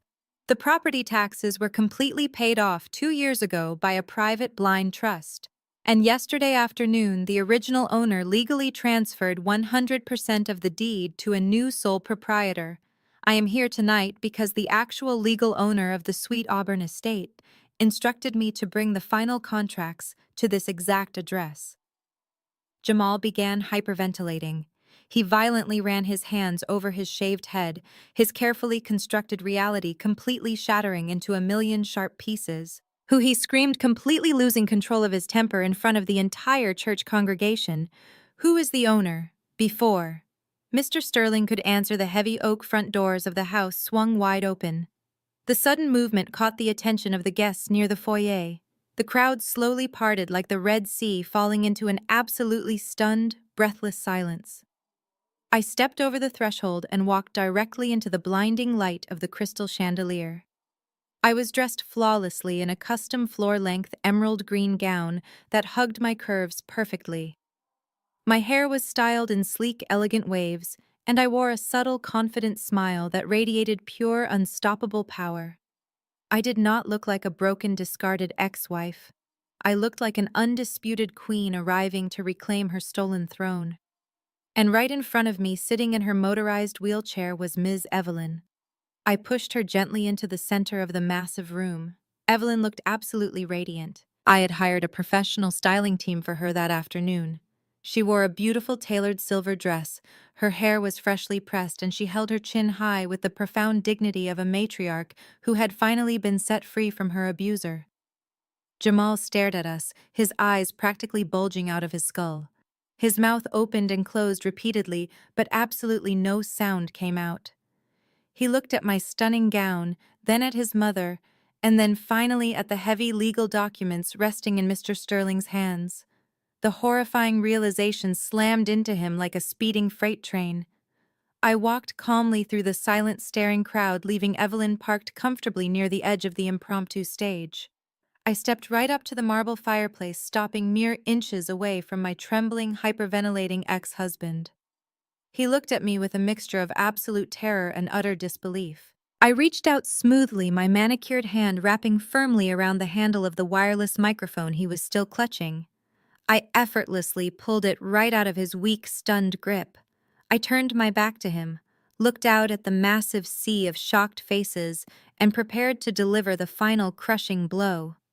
The silence in the massive living room was absolute. Over 200 guests stood completely frozen, their eyes darting frantically between me, Mr. Sterling, and the hyperventilating man I used to call my husband. The obnoxious purple and gold strobe lights from the backyard continued to flash through the large glass windows, casting harsh, chaotic shadows across the stunned faces of the crowd. The videographer Chloe had hired was still standing near the ice sculpture, the red recording light on his heavy camera, blinking steadily, capturing every single second of this spectacular downfall. I held the wireless microphone firmly in my manicured hand, feeling the cold metal ground me as I prepared to dismantle Jamal's entire fake reality brick by brick. I looked out at the sea of wealthy church members, arrogant fraternity brothers, and gossiping neighbors. 4 days ago, I began my voice echoing clearly and powerfully through the expensive surround sound speakers. The man standing behind me sat in a luxury law firm and demanded a divorce. He demanded this house. He demanded his car rental business. He demanded primary custody of our daughter. And he demanded that I walk away with absolutely nothing. A quiet murmur rippled through the crowd. The senior pastor frowned, crossing his arms over his chest as he listened intently. But he made one massive, fatal miscalculation. I continued my gaze locking onto Tasha, who looked like she was about to pass out from sheer panic. He viewed the woman who gave birth to him as nothing more than a financial burden. He complained about her medical bills. He hated how her wheelchair ruined the aesthetic of his perfectly curated life. So when I told him the only thing I wanted from our 8-year marriage was to take Ms. Evelyn with me, he did not hesitate. He did not argue. Instead, he laughed. I paused, letting the heavy weight of my words settle over the room. I reached into my designer emerald clutch and pulled out a crisp, folded piece of paper. I held it up high under the bright glow of the crystal chandelier so everyone could see it. Jamal sold his own mother to me for exactly $5,000. I announced, my voice slicing through the room like a perfectly sharpened blade. He wrote this check as a severance package to get rid of what he called his two biggest headaches. He threw his own flesh and blood away for the price of a cheap weekend vacation. A loud collective gasp erupted from the church congregation. The senior pastor's wife covered her mouth in absolute horror. The elderly women in the usher board, who had known Ms. Evelyn for decades, began whispering furiously, shooting venomous glares at Jamal. In our community, abandoning your mother was the ultimate unforgivable sin. Jamal's carefully constructed image as a devoted God-fearing family man completely disintegrated in a matter of seconds. I turned around to face Jamal. He was sweating profusely, his expensive custom suit suddenly looking like a cheap costume. He was still clutching a crystal glass filled with expensive vintage champagne. I walked right up to him, my eyes locked onto his terrified face. I held the $5,000 check directly over his glass and simply let it go. The paper fluttered down and landed perfectly in the bubbling golden liquid. The ink immediately began to bleed, ruining the expensive drink, just as thoroughly as he had ruined his own life. "Consider your garbage collected," I whispered, stepping back as he stared down at the soggy paper floating in his glass. I turned my attention away from him, entirely dismissing him like an unruly child, and walked confidently toward the massive marble kitchen island. Mr. Sterling was waiting there, his leather briefcase open, the heavy legal documents arranged in a perfectly neat stack. He handed me a sleek custom-engraved pen with a respectful nod. The crowd watched in breathless silence as I leaned over the cool marble. With a few swift, deliberate strokes of the pen, I formally executed the contract. I signed my name permanently, securing the $20 million acquisition of the Sweet Auburn estate. I handed the pen back to Mr. Sterling. "Congratulations, ma'am," he said loudly enough for the front row of guests to hear. "The funds will be securely transferred to your private accounts by tomorrow morning." I thanked him warmly, and he quickly packed up his briefcase, casting one final, pitying look at Jamal before walking out the front door. He did not even bother saying goodbye to the man who had invited him. I picked up the microphone again, turning back to the stunned audience. "For years, Jamal told all of you that I was just a low-level hospital cleaner," I said, making direct eye contact with a group of his fraternity brothers who had always treated me with blatant disrespect. "He let you believe he was the sole provider, the brilliant business mind carrying the weight of our family. The truth is, I own a highly lucrative medical logistics company. I secure multi-million-dollar federal supply chain contracts. I paid the down payments for his first fleet of rental cars. And I was the one who secretly paid off the massive tax liens on the Sweet Auburn property, ensuring it remained fully under Ms. Evelyn's legal control until she graciously transferred the deed to me yesterday." Jamal let out a pathetic, strangled sound. He was backed up against the marble fireplace, pulling nervously at his silk tie as if it were suddenly choking him. But I was not finished. I walked toward the center of the room, gesturing broadly to the high ceilings, the expensive artwork, and the towering glass windows. "Since we are clearing the air tonight, I think it is incredibly important to discuss the very ground we are standing on," I announced. "Jamal loves to brag about this $800,000 house. He loves to show it off on his live broadcasts. But what he conveniently failed to mention to his followers is that his luxury car rental business has been secretly hemorrhaging money for over a year. He is drowning in high-interest debt. To fund his lavish lifestyle and buy expensive gifts for his new girlfriend, he took out a massive, highly leveraged commercial business loan. And he used this exact house as the primary collateral. Chloe let out a sharp shriek. She dropped her designer purse onto the hardwood floor, her face completely pale. She stared at Jamal, realizing that the millionaire she thought she had successfully stolen was actually entirely broke. I looked directly at Jamal, my smile fading into a cold, hardened expression of pure business. "When you filed for divorce, you thought you were protecting your assets," I said, my tone completely merciless. "You thought you were leaving me with nothing, but the bank holding your massive business loan recently bundled their high-risk commercial debts and sold them to a private investment firm, a firm that is wholly owned by my logistics company." The realization hit the room like a physical shockwave. Darnell, who had been aggressively passing out his fake business cards just 10 minutes ago, slowly backed away into the shadows, desperately trying to distance himself from the radioactive fallout. Tasha looked like she was going to be physically sick. She realized that the brother she had relentlessly championed was a complete and total fraud, and the sister-in-law she had viciously mocked was now her incredibly wealthy landlord. "Jamal," I said clearly into the microphone, "you have missed 3 consecutive payments. You are officially in severe default. I own the paper on this house. I own the paper on your business. And I am officially calling in the debt. You and your ridiculous girlfriend have exactly 48 hours to pack up your cheap designer knockoffs and vacate my property. If you are still inside this house by Tuesday morning, I will have the county sheriff physically drag you out onto the front lawn." The party completely imploded. The church gossips began talking loudly, their voices overlapping in a frantic frenzy of scandalized whispers. The fraternity brothers aggressively set their champagne glasses down on the tables and began walking toward the exit, refusing to be associated with a man who had just been publicly humiliated and financially ruined by his ex-wife. Chloe completely lost her mind. She ran up to Jamal, hitting him hard in the chest with her fists, screaming that he was a broke liar and a pathetic loser, before turning around and sprinting up the stairs to pack her bags. Jamal's fragile, massive ego could not handle the sheer magnitude of his public destruction. He watched his friends leave. He watched the pastor shake his head in disgust. He watched his fake empire burn to the ground in front of hundreds of witnesses. Something dark and violent snapped inside his brain. He let out a furious animalistic roar and lunged across the living room directly at me.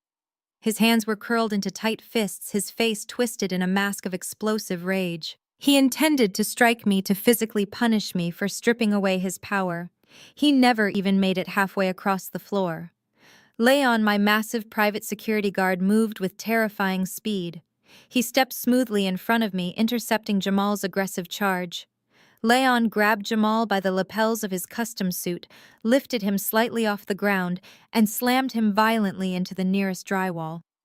The heavy impact cracked the expensive plaster and sent a large framed photograph of Jamal crashing to the floor, the glass shattering into hundreds of jagged pieces. Leon pinned him firmly against the wall, his massive forearm pressing heavily against Jamal's chest, completely neutralizing the threat in less than 3 seconds. Jamal struggled uselessly against Leon's iron grip.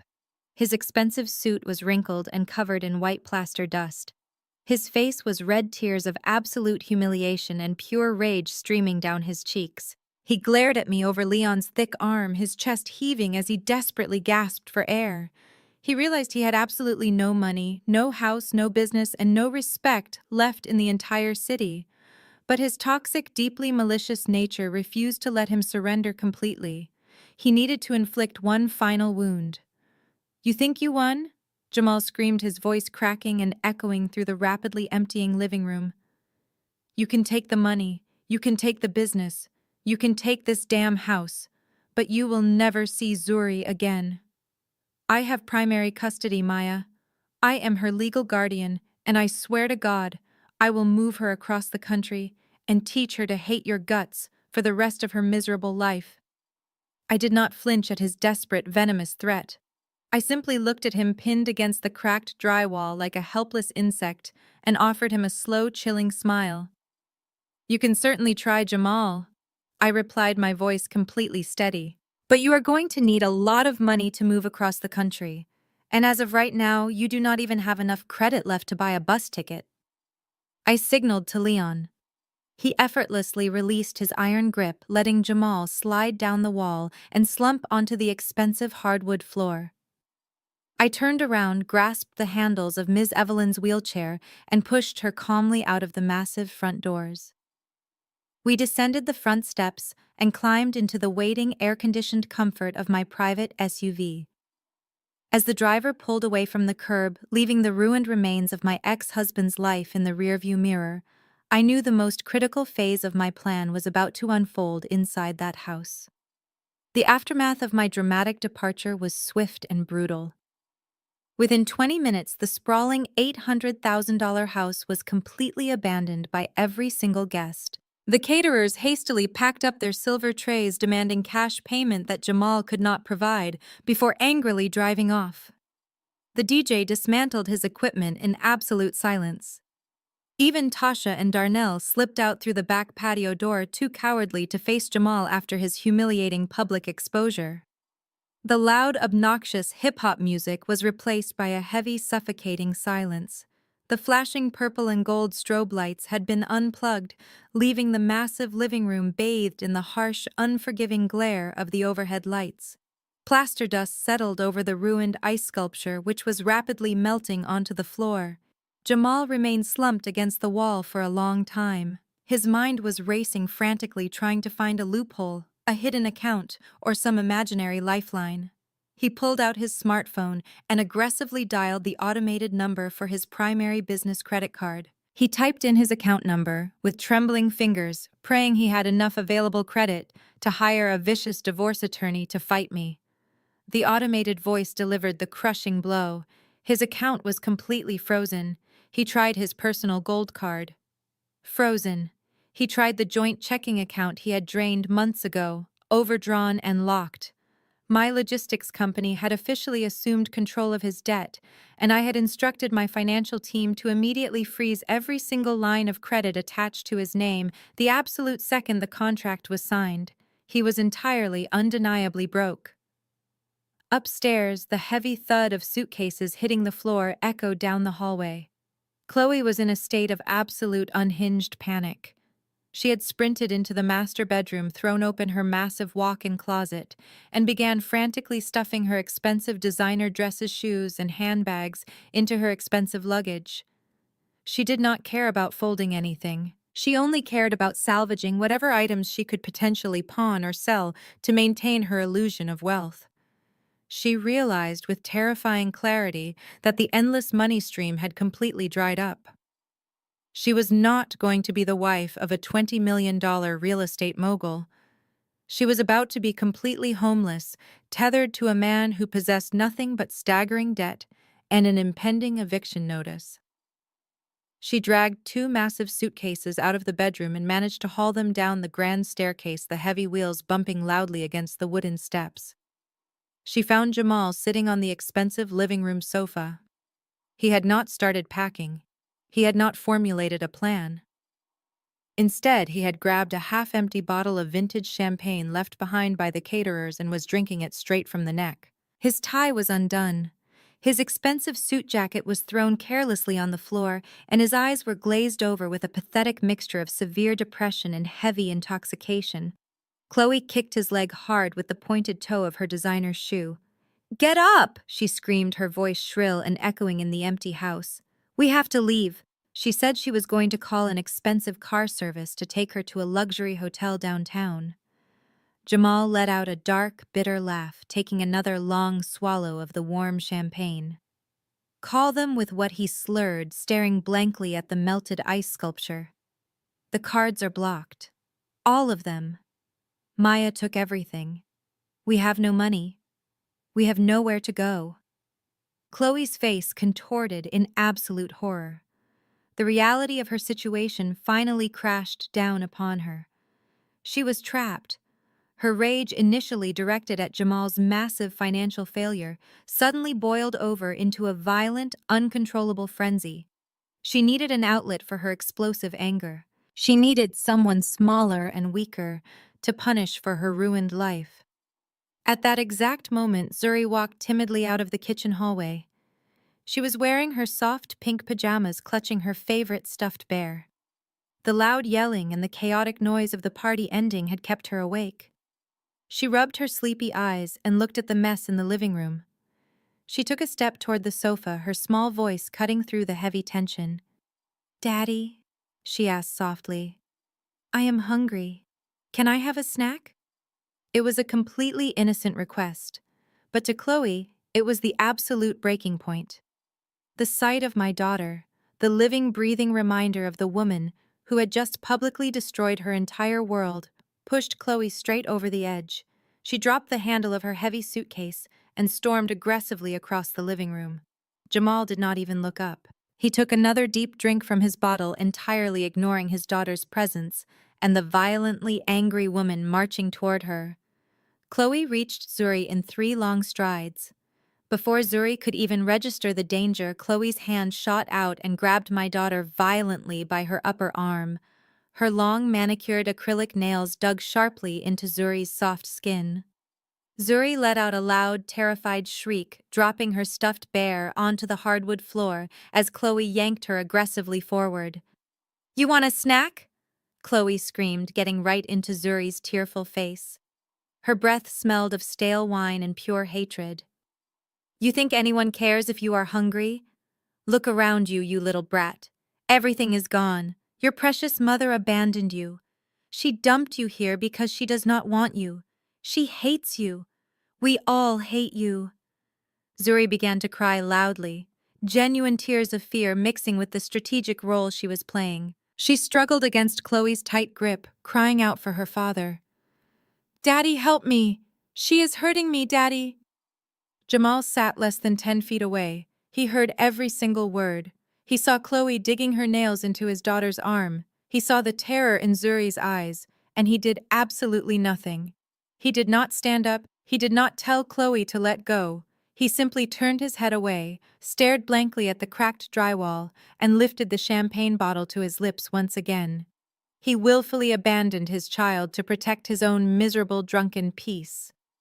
Chloe sneered, empowered by Jamal's pathetic inaction. She dragged Zuri roughly down the hallway toward the kitchen. Zuri's bare feet slid desperately against the polished wood as she tried to pull away. Chloe dragged her straight to the heavy solid wood door of the walk-in pantry. She yanked the door open, shoving Zuri violently inside the cramped windowless space. "You can stay in the dark until you learn to shut your mouth," Chloe hissed viciously.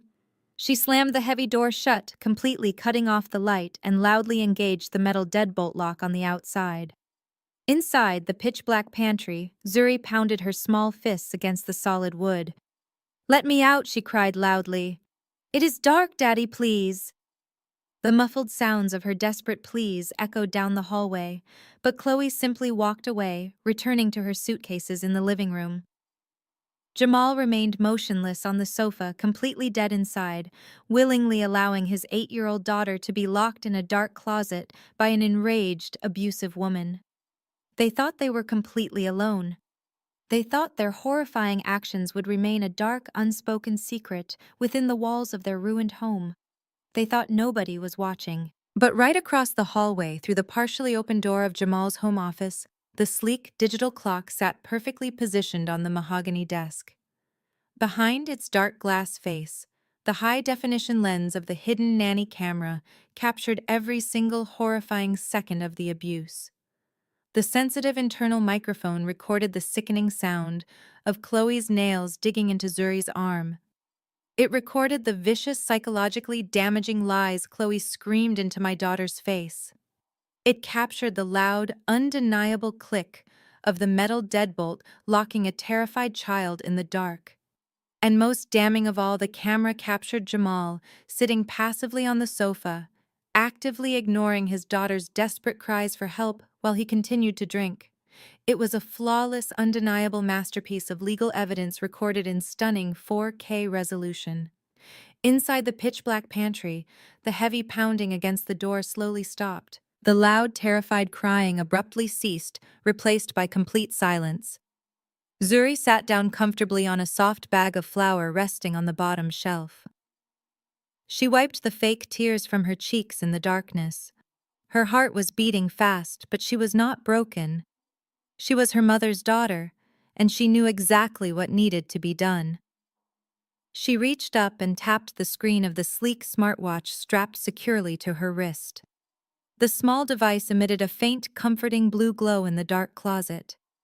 I had explicitly disabled all the distracting games and features on the watch, programming it with only one function: a direct encrypted text message line to my personal phone. Zuri quickly opened the messaging application. With steady, incredibly brave fingers, she typed out the single prearranged code word we had practiced a dozen times before I left her there. Checkmate. She pressed send. The tiny screen confirmed the message was delivered. She leaned back against the shelves, safe in the knowledge that her part of the dangerous mission was officially over. Now it was my turn to completely obliterate them. Miles away, sitting in the back of my luxury SUV as we drove toward my Buckhead penthouse, my phone vibrated sharply in my hand. I looked down at the illuminated screen. The single word glowed brightly against the dark background. A fierce, protective fire ignited in my chest. I immediately forwarded the live cloud server link containing the horrifying 4K video footage directly to my senior legal team. I told my driver to turn the vehicle around immediately. We were not going home. We were going straight to the police station. While my legal team aggressively filed the emergency child endangerment warrants with the police department that night, ensuring Jamal would be completely trapped by the time the family court judge opened their doors, my financial team was already executing the next devastating phase of my plan. I did not just want Jamal to lose his wealth. I wanted him to watch his entire identity be physically stripped away. The bright, unforgiving Atlanta sun rose over the massive asphalt lot of Jamal's luxury car rental business. Jamal arrived at his leasing office early, his eyes bloodshot and his hands trembling. He had spent the entire night desperately trying to shuffle imaginary funds between his frozen bank accounts. His business was his ultimate pride and joy. It was the physical manifestation of the fake success he paraded online. Parked in perfect gleaming rows across the lot were the pristine Mercedes SUVs, Range Rovers, and customized Bentleys he rented out to local rappers, athletes, and wannabe social media influencers.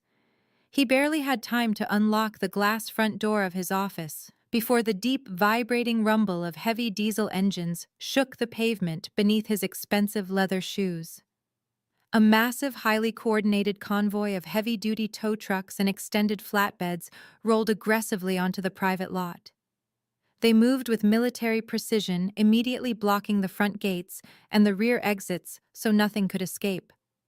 Men wearing high-visibility vests stepped out of the heavy trucks carrying thick metal chains and electronic clipboards.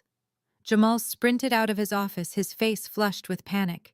He shouted at the lead dispatcher, aggressively demanding that they get their trucks off his private property immediately. The dispatcher, a burly man who had dealt with hundreds of fake millionaires, completely ignored Jamal's screaming.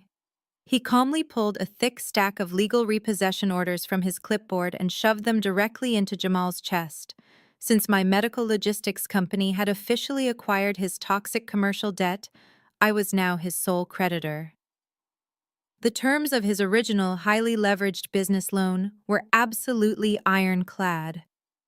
3 consecutive missed payments meant total immediate forfeiture of the secured collateral, and every single luxury vehicle sitting on that asphalt lot was legally listed as collateral. Jamal watched in sheer paralyzed horror as the repo men went to work. They did not care about the expensive custom rims or the pristine paint jobs. They quickly hooked heavy steel chains to the axles of the shiny vehicles and aggressively winched them up onto the tilted flatbeds.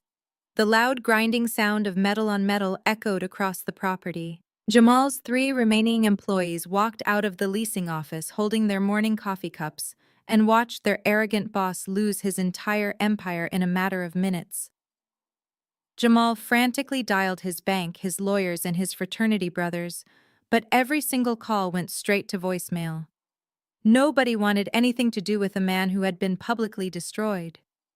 Even the flashy $200,000 white sports car he had proudly purchased for Chloe just the day before was loaded onto a tow truck. The exotic car dealership had instantly canceled the financing agreement the moment they realized his credit was entirely frozen.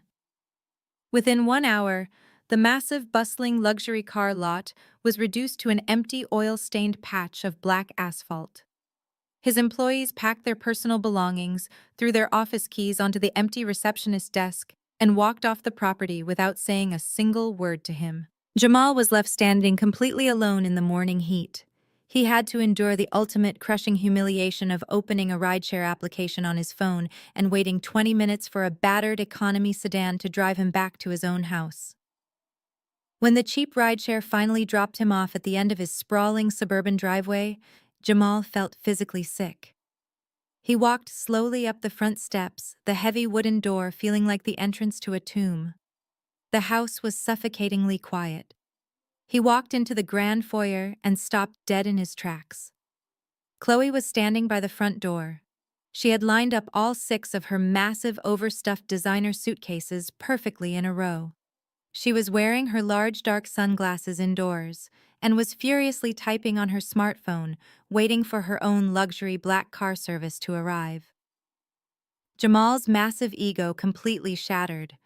The arrogant king of Atlanta suddenly morphed into a pathetic, desperate beggar. He dropped to his knees right there on the expensive hardwood floor. He reached out and grabbed the hem of Chloe's expensive designer jacket, begging her not to leave him. He pleaded with her, his voice cracking with genuine panic. He promised her that he could fix the massive financial disaster. He swore that he still had one ultimate trump card left to play. He desperately explained that he still held primary legal custody of Zuri and that he was going to hire a ruthless, aggressive family court lawyer to sue me for massive amounts of monthly child support. He promised Chloe they could still live a rich, luxurious life off my hard-earned money. Chloe looked down at him with absolute unmasked disgust. She violently yanked her jacket out of his desperate grip, taking a step back, as if his sudden poverty was a contagious disease. She let out a cold, sharp laugh that echoed cruelly through the empty foyer. "You are completely delusional, Jamal," she sneered, her voice dripping with venom. "I signed up for a millionaire. I signed up for private jets, expensive shopping sprees, and luxury vacations. I did not sign up for a broke, pathetic loser with a bratty kid who ruins my shoes and cries all night long." She looked around the massive house, shaking her head in sheer contempt. "You do not even own this house anymore," she yelled, pointing at the expensive crystal chandelier above them. "Your ex-wife owns it. Your ex-wife owns your business. She owns your entire life. You are a complete fraud, and I am not spending another second in this miserable place." Outside, a sleek black car pulled into the driveway and honked its horn loudly. Chloe grabbed the handles of her 2 heaviest suitcases. She did not look back at Jamal. She dragged her bags out the front door, the heavy wheels bumping aggressively over the threshold. She climbed into the back seat of the car, slammed the door shut, and drove away, leaving Jamal completely abandoned in the echoing silence of his ruined reality. Jamal slowly picked himself up off the hardwood floor.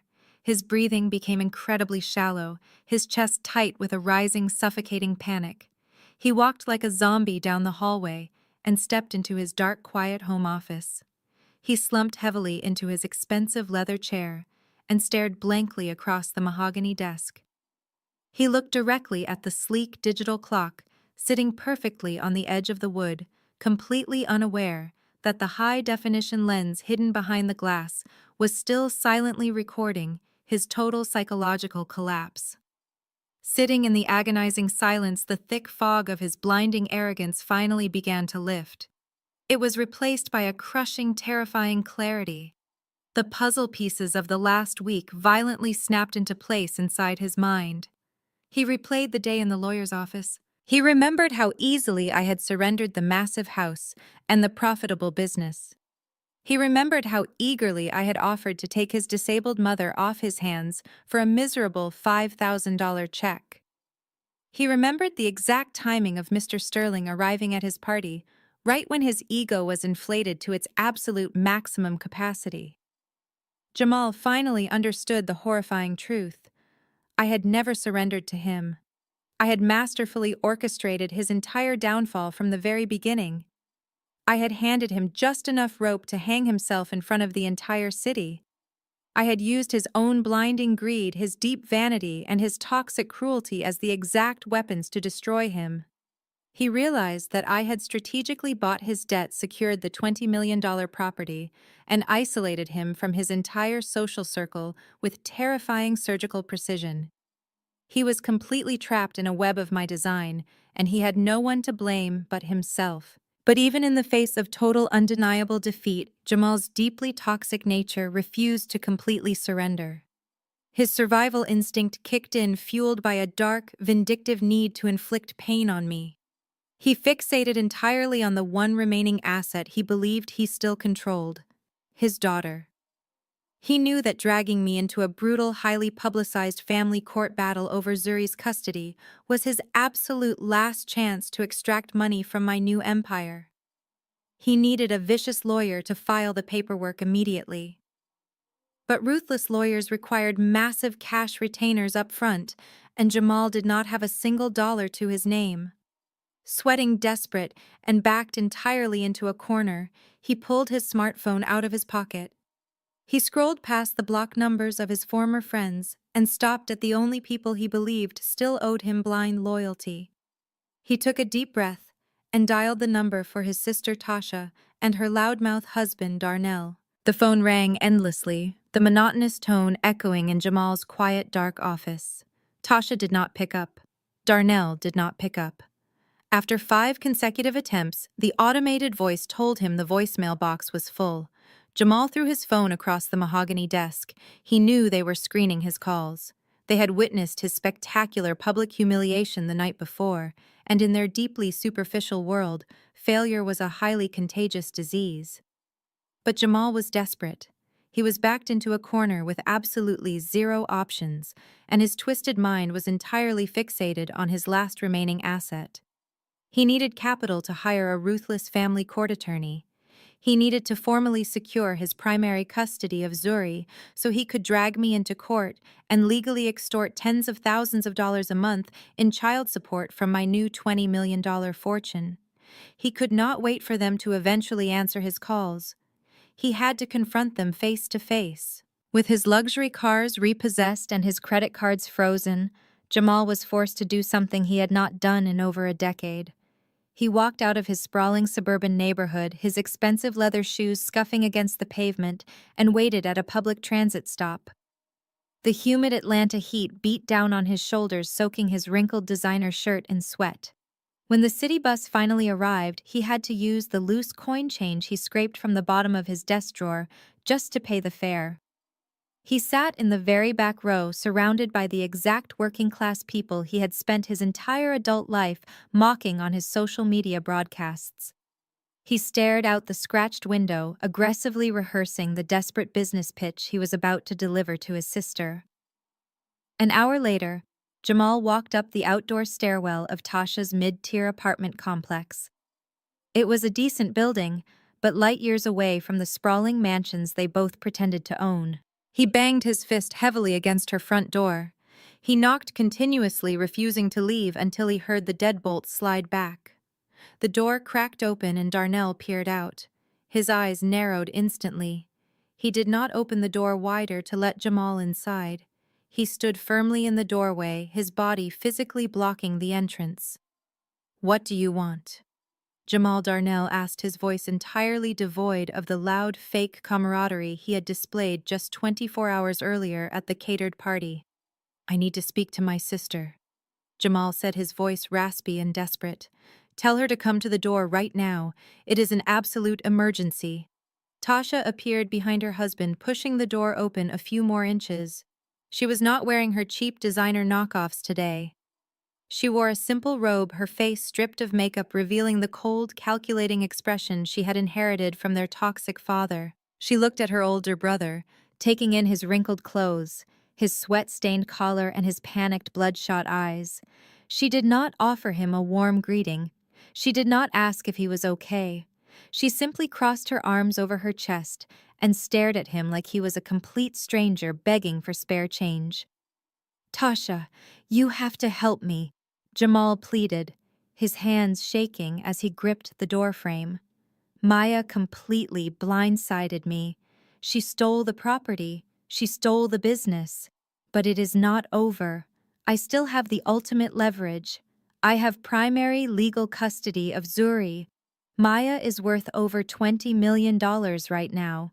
If I retain a top-tier family lawyer by tomorrow morning, I can file an emergency motion for child support. The judge will award me at least $50,000 a month to maintain the child's standard of living. I just need a loan. I need $20,000 in cash today to pay the legal retainer. When the child support checks start rolling in, I will pay you back double. We can all be rich again, I promise you." Jamal waited for his sister's eyes to light up with greed. He expected her to immediately run to her bedroom, unlock her safe, and hand over the emergency cash she hoarded. Instead, Tasha just stared at him with an expression of pure, unadulterated disgust. She let out a harsh, mocking laugh that cut Jamal deeper than any knife. "Are you completely out of your mind?" she asked, stepping closer to the screen door. "You want me to give you $20,000? I do not have $20,000, Jamal. Everything Darnell and I have is tied up in credit card debt. Debt that we took on trying to keep up with your fake, pathetic lifestyle." Jamal's face fell. "But you are family," he begged, his voice cracking. "You are my own flesh and blood. You have to stand by me." "Family." Tasha spat the word out like it was poison. "Do not stand on my porch and preach to me about family. You lost the $800,000 house, you lost the luxury car fleet, and you handed a $20 million real estate empire directly to the woman you spent 8 years treating like absolute garbage. You are not a businessman, Jamal. You are a massive walking liability." Darnell nodded in agreement, puffing out his chest. "You heard her, man. You are toxic right now. Maya is a billionaire in the making, and she has elite private security. We are not getting caught in the crossfire of your messy divorce. You need to get off our property before I call the building manager and have you formally trespassed." Jamal stared at his younger sister, the golden child he had always protected and funded. "You are turning your back on me?" he asked, a tear of genuine shock escaping his eye. "After everything I bought for you, after every dinner I paid for, you paid for those things so you could feel superior," Tasha replied coldly. "You bought our loyalty when it was convenient for your ego. But your money is completely gone now. And without your money, Jamal, you are absolutely nothing. Do not ever come to this apartment again." Tasha stepped back and slammed the heavy door directly in his face. The loud click of the deadbolt locking echoed sharply in the humid afternoon air. Jamal stood completely frozen on the concrete walkway. The reality of her vicious words sank into his skin like freezing water. He slowly turned around and walked back down the stairs, his mind entirely blank. During the long, agonizing bus ride back to the suburbs, the absolute darkest realization of Jamal's entire life finally washed over him. He sat in the back of the rattling transit bus, staring at his empty hands. His sister had just ruthlessly discarded him, the exact same way he had discarded me. He finally understood the deeply poisonous nature of his own family. They were raised to view love as a strict financial transaction. Their affection was entirely conditional, based purely on status appearances and the material items they could extract from one another. Tasha did not love him. Darnell did not love him. His fraternity brothers did not love him. Chloe did not love him. They only loved what his credit limit could provide for them. As the bus bounced over the uneven pavement, a suffocating wave of profound regret crushed Jamal's chest. He thought about the woman he had wheeled into the lawyer's office just a few days ago. He thought about Ms. Evelyn. He remembered being a little boy, scraping his knee on the sidewalk, and his mother gently bandaging his leg while baking peach cobbler in their tiny, cramped kitchen. He remembered how she worked double shifts at the hospital just to buy him his first tailored suit for his high school graduation. She had never asked him for a massive house or a luxury car. She only ever asked for his time and his basic respect. Ms. Evelyn was the only human being on the entire planet who had ever loved Jamal unconditionally. Her love was not based on his bank account, his job title, or his social media following. She loved him simply because he was her son. And what had he done in return? He had stolen her meager Social Security checks to buy cheap jewelry for an influencer who abandoned him at the first sign of trouble. He had publicly degraded her. He had called her a financial burden. He had literally sold the only source of pure, unconditional love in his miserable life to his ex-wife for a $5,000 check. A check that was currently ruined, soaked in cheap champagne on his ruined living room floor. He had traded absolute loyalty for a worthless illusion. He was completely, undeniably alone in the world entirely by his own design. The sun was beginning to set by the time Jamal finally walked up his long driveway. The sprawling suburban house was completely dark. The power company, noticing the severe default on his commercial accounts, had remotely deactivated the electricity grid to the property. The massive structure looked like a hollow, terrifying shell. Jamal unlocked the front door and stepped into the heavy, suffocating heat of the UN air-conditioned foyer. The silence in the house was absolutely deafening. He walked slowly through the dark living room, his expensive shoes crunching over the dried plaster dust and shattered glass from the previous night's physical altercation. He was so consumed by his own monumental grief and self-pity that he had completely forgotten about the events of the previous evening. He had forgotten about the screaming match. He had forgotten about Chloe packing her bags. And most horrifyingly, he had forgotten about his 8-year-old daughter. Jamal collapsed heavily onto the living room sofa, burying his face in his hands. He wanted to sleep. He wanted to close his eyes and wake up from this endless nightmare. But as he sat in the suffocating darkness, a sound drifted through the quiet house. It was faint at first, echoing from the hallway near the kitchen. Jamal lifted his head, his heart pounding in his chest. It was a harsh, wet, rattling sound. It was the sound of a child coughing. Jamal stood up, his legs shaking, and walked slowly toward the sound. The coughing grew louder and more violent as he approached the kitchen. It was coming directly from behind the heavy wooden door of the walk-in pantry. The exact door Chloe had slammed shut and deadbolted the night before. Jamal's blood ran completely cold. He reached out with trembling fingers and flipped the heavy metal lock. He pulled the pantry door open, the hinges creaking loudly in the dark house. Zuri was lying on the cold tile floor, curled tightly into a small ball. She was clutching her stuffed bear, shivering violently despite the oppressive summer heat trapped inside the house.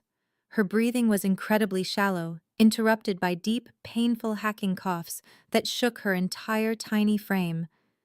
Jamal dropped to his knees and reached out to touch her forehead. Her skin was burning hot, radiating a terrifying, unnatural heat. She had a massive, dangerous fever. "Daddy," Zuri whispered, her voice incredibly weak and hoarse. "My chest hurts."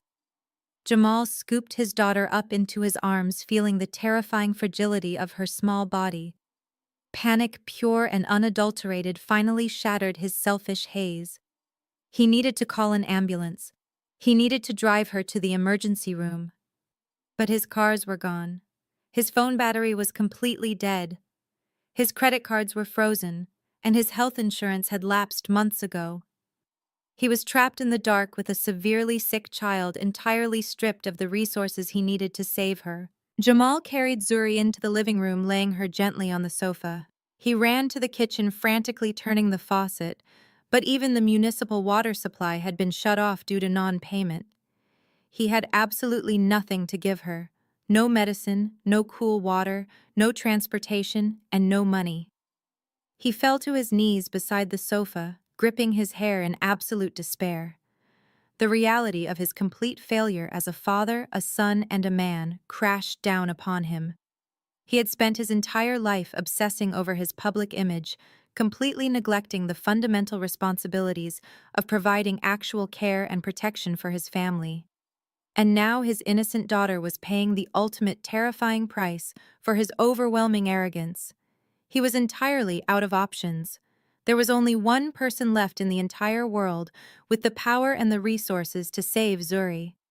He knew exactly what he had to do, even though it meant swallowing the very last shred of his shattered pride. Jamal carefully wrapped Zuri in the thickest blanket he could find in the dark, sweltering house. Her small body was trembling violently, her teeth chattering despite the oppressive heat radiating from her skin. He scooped her up, his muscles aching from the sheer panic coursing through his veins, and sprinted out the front door. The heavy oak door slammed shut behind him, locking him out of the empty fortress of his own making. He stood on his manicured lawn, staring at the empty driveway where his luxury vehicles used to sit. He had no car. His phone battery was flashing a critical red warning. He had absolutely no money to summon another rideshare. He looked wildly up and down the quiet suburban street. The streetlights cast long, mocking shadows. Desperation completely overrode his massive ego. He ran across the pristine lawns, his expensive leather shoes, slipping on the damp grass directly toward the house of his next-door neighbor, Mr. Henderson. Just yesterday morning, Jamal had stood on his driveway and loudly mocked Mr. Henderson on his live broadcast, laughing at the older man for driving a 10-year-old sedan and working a blue-collar job. Now Jamal was violently pounding his fists against Mr. Henderson's front door, tears of sheer terror streaming down his face. When the door opened, Mr. Henderson looked at Jamal with a mixture of shock and deep suspicion. Jamal did not try to act tough. He did not try to spin a lie. He held out his burning, shivering daughter and begged the man for a ride to the emergency room. He completely humiliated himself, sobbing on the front porch of a man he had viciously belittled. Mr. Henderson did not say a single word of reproach. He took one look at Zuri, grabbed his car keys, and pointed to his driveway. The ride to the hospital was agonizingly silent. Jamal sat in the back seat of the old sedan, rocking Zuri back and forth, praying to a god he had only ever used for social status. The automatic sliding doors of the emergency room opened, hitting Jamal with a blast of freezing, sterile air. The waiting room was a chaotic sea of misery. Fluorescent lights buzzed harshly overhead, illuminating rows of hard plastic chairs filled with sick, exhausted people. The smell of strong bleach and stale coffee made his stomach churn. Jamal rushed straight to the triage desk, bypassing the long line of waiting patients. He practically slammed his daughter onto the examination table, shouting for a doctor. The triage nurse was a seasoned professional who did not tolerate entitlement. She calmly took Zuri's vitals, her expression tightening when she read the incredibly high temperature on the thermometer. She immediately flagged Zuri for urgent care, instructing a massive orderly to carry the shivering child into a back examination room. Jamal tried to follow them, desperate to stay by his daughter's side, but a strict administrative clerk stepped directly into his path, holding a heavy clipboard. "Sir, you need to complete the registration and verify your insurance coverage before you can proceed to the treatment area." The clerk said, her voice entirely devoid of emotion. She pointed to a small cubicle enclosed by thick safety glass. Jamal frantically dug through his wallet, his hands shaking violently as he pulled out his premium health insurance card. He slapped the plastic card down on the counter. "Do whatever you have to do." He snapped, a brief flash of his old arrogance returning. "I have top-tier coverage. Just get my daughter a private room and the best pediatric specialist in this entire building." The clerk slid the card through her keyboard reader. She typed for a few agonizing seconds, her eyes scanning the bright computer monitor. She stopped typing, frowned, and ran the card a second time. She looked up at Jamal, sliding the plastic card back under the glass partition. "I am sorry, sir, but this policy is inactive," she stated plainly. "The system shows your coverage was officially terminated exactly 2 months ago due to severe non-payment of your monthly premiums." Jamal froze. The harsh fluorescent lights seemed to blind him. "Terminated," he repeated, his voice barely a whisper. "That is impossible. Check it again." I pay for the best family plan in the state. The clerk turned her monitor so he could see the glaring red letters flashing across the screen. You missed 3 consecutive billing cycles, Mr. Davis, she explained coldly. Your insurance provider sent multiple warning notices to your registered address. You currently have absolutely zero health coverage for yourself or your dependent. A sickening wave of nausea crashed over Jamal. His mind raced back exactly 2 months ago. He remembered receiving the urgent billing notices in the mail. He also remembered Chloe standing in his kitchen, whining relentlessly about a vintage diamond tennis bracelet she absolutely needed to wear to a trendy rooftop party. Instead of writing the check to secure his daughter's health and safety, Jamal had chosen to fund his girlfriend's insatiable vanity. He had literally traded his 8-year-old child's medical lifeline for a piece of shiny jewelry that Chloe had already packed away in her suitcase when she abandoned him. Because you do not have active insurance, the hospital policy requires an upfront deposit to admit her for an overnight stay in a private pediatric room and administer intravenous antibiotics. The clerk continued pulling a credit card terminal onto the counter. The required deposit is $4,500. We accept all major credit cards. Jamal swallowed hard, his throat dry and tight. $4,500. Just a few days ago, he would have swiped his card without even looking at the receipt. Now that number felt like an impossible mountain. He pulled his gold business credit card from his wallet and inserted the chip into the machine. He held his breath, staring at the small digital screen. Processing. Please wait. Declined. Jamal's heart dropped into his stomach. He quickly pulled the card out and handed the clerk his personal platinum card. Try this one, he said, his voice cracking with desperation. Sometimes the business account flags large medical purchases. The clerk sighed, swiped the second card, and waited. Declined. He tried a third card, a fourth. Every single piece of plastic in his expensive leather wallet was met with the exact same harsh, unforgiving red text. The financial execution I had orchestrated was completely flawless. He had absolutely zero access to any funds.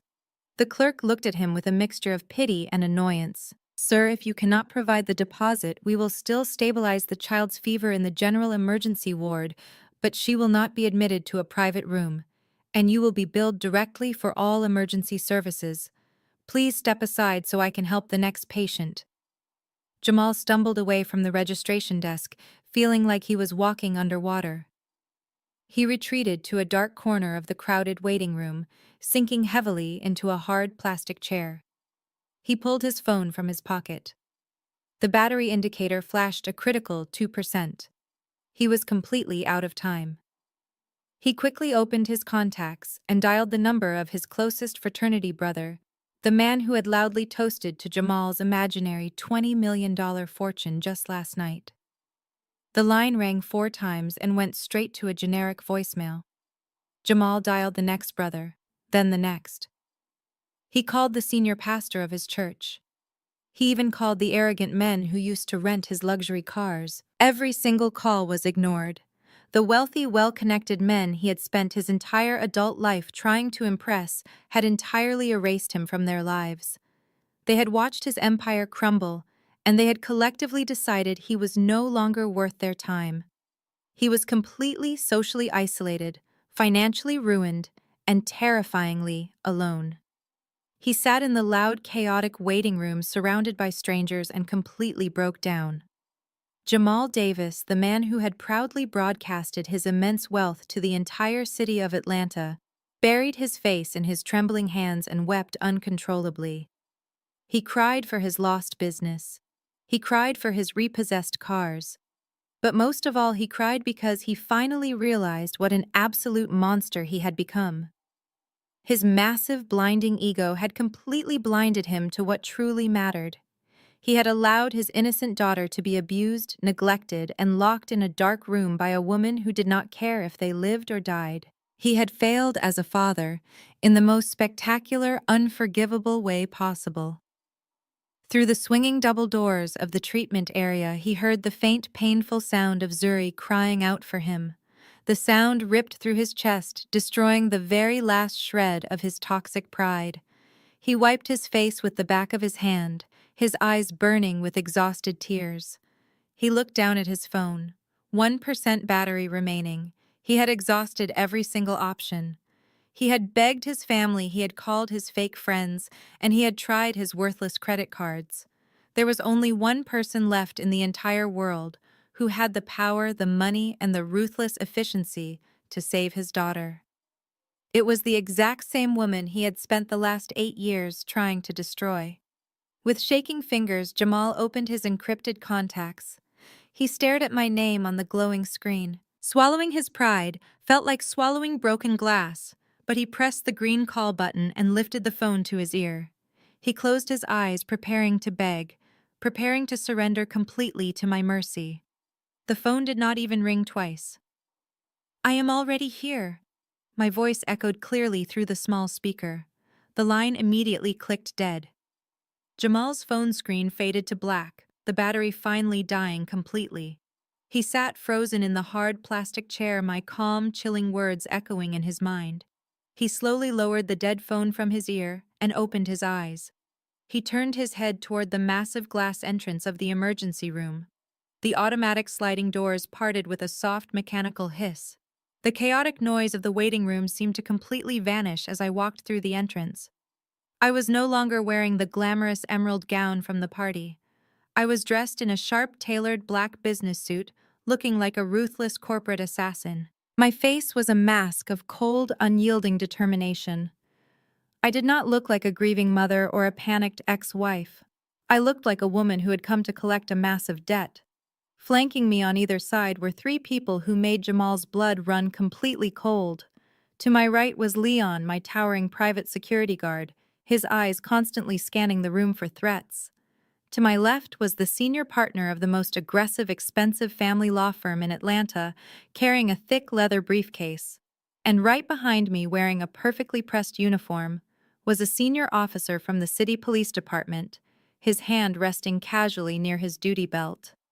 Jamal stared at me, his mouth completely dry. He realized in that exact second that he had not just called me for financial help. He had summoned his own executioner. I did not even look at him. I walked straight past his trembling body, my heels clicking sharply against the polished hospital floor, and directed my medical team to immediately take over Zuri's care. The hospital administrator, who had previously denied Jamal's service, practically tripped over herself to assist my senior attorney. Within a matter of minutes, the massive financial deposit was cleared. Zuri was gently moved from the chaotic emergency room into a premium private pediatric suite. She was hooked up to intravenous fluids, given the strongest antibiotics available, and surrounded by the absolute best pediatric specialists in the entire city of Atlanta. I stood by her bedside holding her small, burning hand until her breathing finally steadied and she fell into a deep, peaceful sleep under the watchful eye of Ms. Evelyn. Once I knew my daughter was completely safe and protected, my lawyer walked back out to the waiting room. Jamal was still sitting in the hard plastic chair holding his dead smartphone. My lawyer handed the police officer the emergency court orders we had drafted on the way over. Jamal was not arrested that night, but the officer formally served him with a mandatory court summons. He was ordered to appear in family court at 8 o'clock the very next morning to answer for his severe negligence. The harsh fluorescent lights of the Fulton County Family Court were a stark, depressing contrast to the luxurious environments Jamal was used to. The courtroom was heavily paneled in dark wood, smelling of old paper and nervous sweat. I sat perfectly composed at the petitioner table. I wore a tailored navy blue suit, my hair pulled back into a sleek bun, flanked by 3 of the most expensive, aggressive family law attorneys in the state. Across the wide aisle, Jamal sat at the respondent table. He looked completely destroyed. He wore the exact same wrinkled, sweat-stained suit he had worn to the hospital the night before. He had not slept a single wink. His eyes were heavily bloodshot, and he kept nervously bouncing his leg up and down under the table. Because all of his bank accounts and credit cards were entirely frozen by my logistics company, he could not afford to hire a private attorney. Next to him sat a severely overworked, exhausted public defender, holding a thin manila folder containing the bare minimum details of the case. The judge, a stern, incredibly sharp woman with decades of experience dealing with deadbeat parents, walked into the room and immediately called the emergency hearing to order. Jamal wasted absolutely no time. Before his public defender could even introduce himself, Jamal launched directly into his heavily rehearsed victim routine. He tried to turn on his old manipulative Southern charm, adopting a tone of deep fabricated sorrow. He stood up and swore under oath that he was a devoted, loving single father who had been completely blindsided by a vicious, jealous ex-wife. He looked directly at the judge and claimed that I had maliciously abandoned my only child in a petty fit of rage. He told the court that I had walked out on our marriage, leaving him to pick up the pieces and care for Zuri all by himself. He painted a ridiculous, entirely fictional picture of his fatherly devotion. He swore that the absolute second his daughter showed signs of a fever, he had sacrificed everything to rush her to the hospital. He conveniently left out the fact that his luxury cars were repossessed, his house was dark, and he lacked the basic funds or active health insurance to actually get her treated. He played the martyr flawlessly, presenting himself as the tragic victim of a ruthless financial takeover orchestrated by a bitter woman. Then the extortion attempt began. The public defender stood up, cleared his throat, and made his aggressive pitch to the judge. He argued that according to the initial temporary separation agreement Jamal and I had signed in the lawyer's office just days ago, Jamal held primary physical custody of the child. Therefore, the public defender argued I was legally obligated to maintain Zuri's standard of living regardless of Jamal's current financial disaster. The lawyer pointed a finger directly at me. He listed my newly acquired $20 million real estate portfolio and the massive profits generated by my medical logistics company. He shamelessly demanded that the court order me to pay Jamal a staggering $50,000 a month in emergency child support. The lawyer claimed the money was necessary to secure a safe home hire private security and pay for Zuri's future education. But everyone in the room knew exactly what that money was really for. It was Jamal's desperate attempt to fund his lost, lavish lifestyle. Even in his completely ruined, pathetic state, a brief, sickening flicker of arrogant hope returned to Jamal's eyes. He sat up a little straighter. He actually believed this demand was his golden ticket out of the poverty he had created for himself. My lead attorney stood up slowly from our table. He meticulously buttoned his suit jacket. He did not yell. He did not raise his voice in anger. He possessed the quiet, terrifying calm of a man holding all the winning cards. He looked at the judge and calmly informed the court that my client had absolutely zero intention of paying Mr. Davis a single dime in child support. Furthermore, my attorney stated we were seeking immediate full and permanent legal and physical custody of the minor child. And beyond that, we were filing a formal motion for the absolute termination of Mr. Davis's parental rights due to severe criminal neglect and direct child endangerment. Jamal scoffed loudly, shaking his head in mock disbelief. He leaned over and whispered something to his public defender. The public defender immediately objected, throwing his hands up in the air. He claimed we had absolutely no physical proof of such outrageous, damaging allegations. He accused my legal team of trying to smear a loving father's reputation to avoid paying the $50,000 monthly support. My lawyer simply smiled. It was a cold, predatory smile. He turned and motioned to the court bailiff. The bailiff walked to the corner of the room and rolled a large, high-definition television monitor directly into the center of the courtroom, positioning it so the judge, the public defender, and Jamal had a perfect, unobstructed view. My attorney handed a secure, encrypted flash drive to the court clerk. He clearly explained for the official record that a hidden nanny camera completely legally purchased and placed inside the marital home prior to my departure had captured the exact events of the previous evening. The judge leaned forward in her high leather chair, her expression instantly hardening into stone. The clerk plugged the drive into the system and pressed play. The courtroom was immediately filled with the crystal-clear 4K audio of Chloe screaming at my daughter. The massive screen illuminated the dark living room of Jamal's house. The judge watched in absolute stunned horror as Chloe violently grabbed Zuri by her small arm. The high-definition lens captured the exact moment Chloe's sharp acrylic nails dug deeply into Zuri's skin. The agonizing sound of Zuri crying out for her father echoed terribly off the heavy wood-paneled walls of the courtroom. The court reporter stopped typing, her hands hovering frozen over her keyboard. The public defender slowly lowered his pen, staring at the screen with his mouth slightly open. Then the camera angle shifted just enough to clearly show Jamal. The man who had just sworn under oath that he was a devoted, protective father was sitting comfortably on his expensive sofa. He was drinking warm champagne straight from the bottle.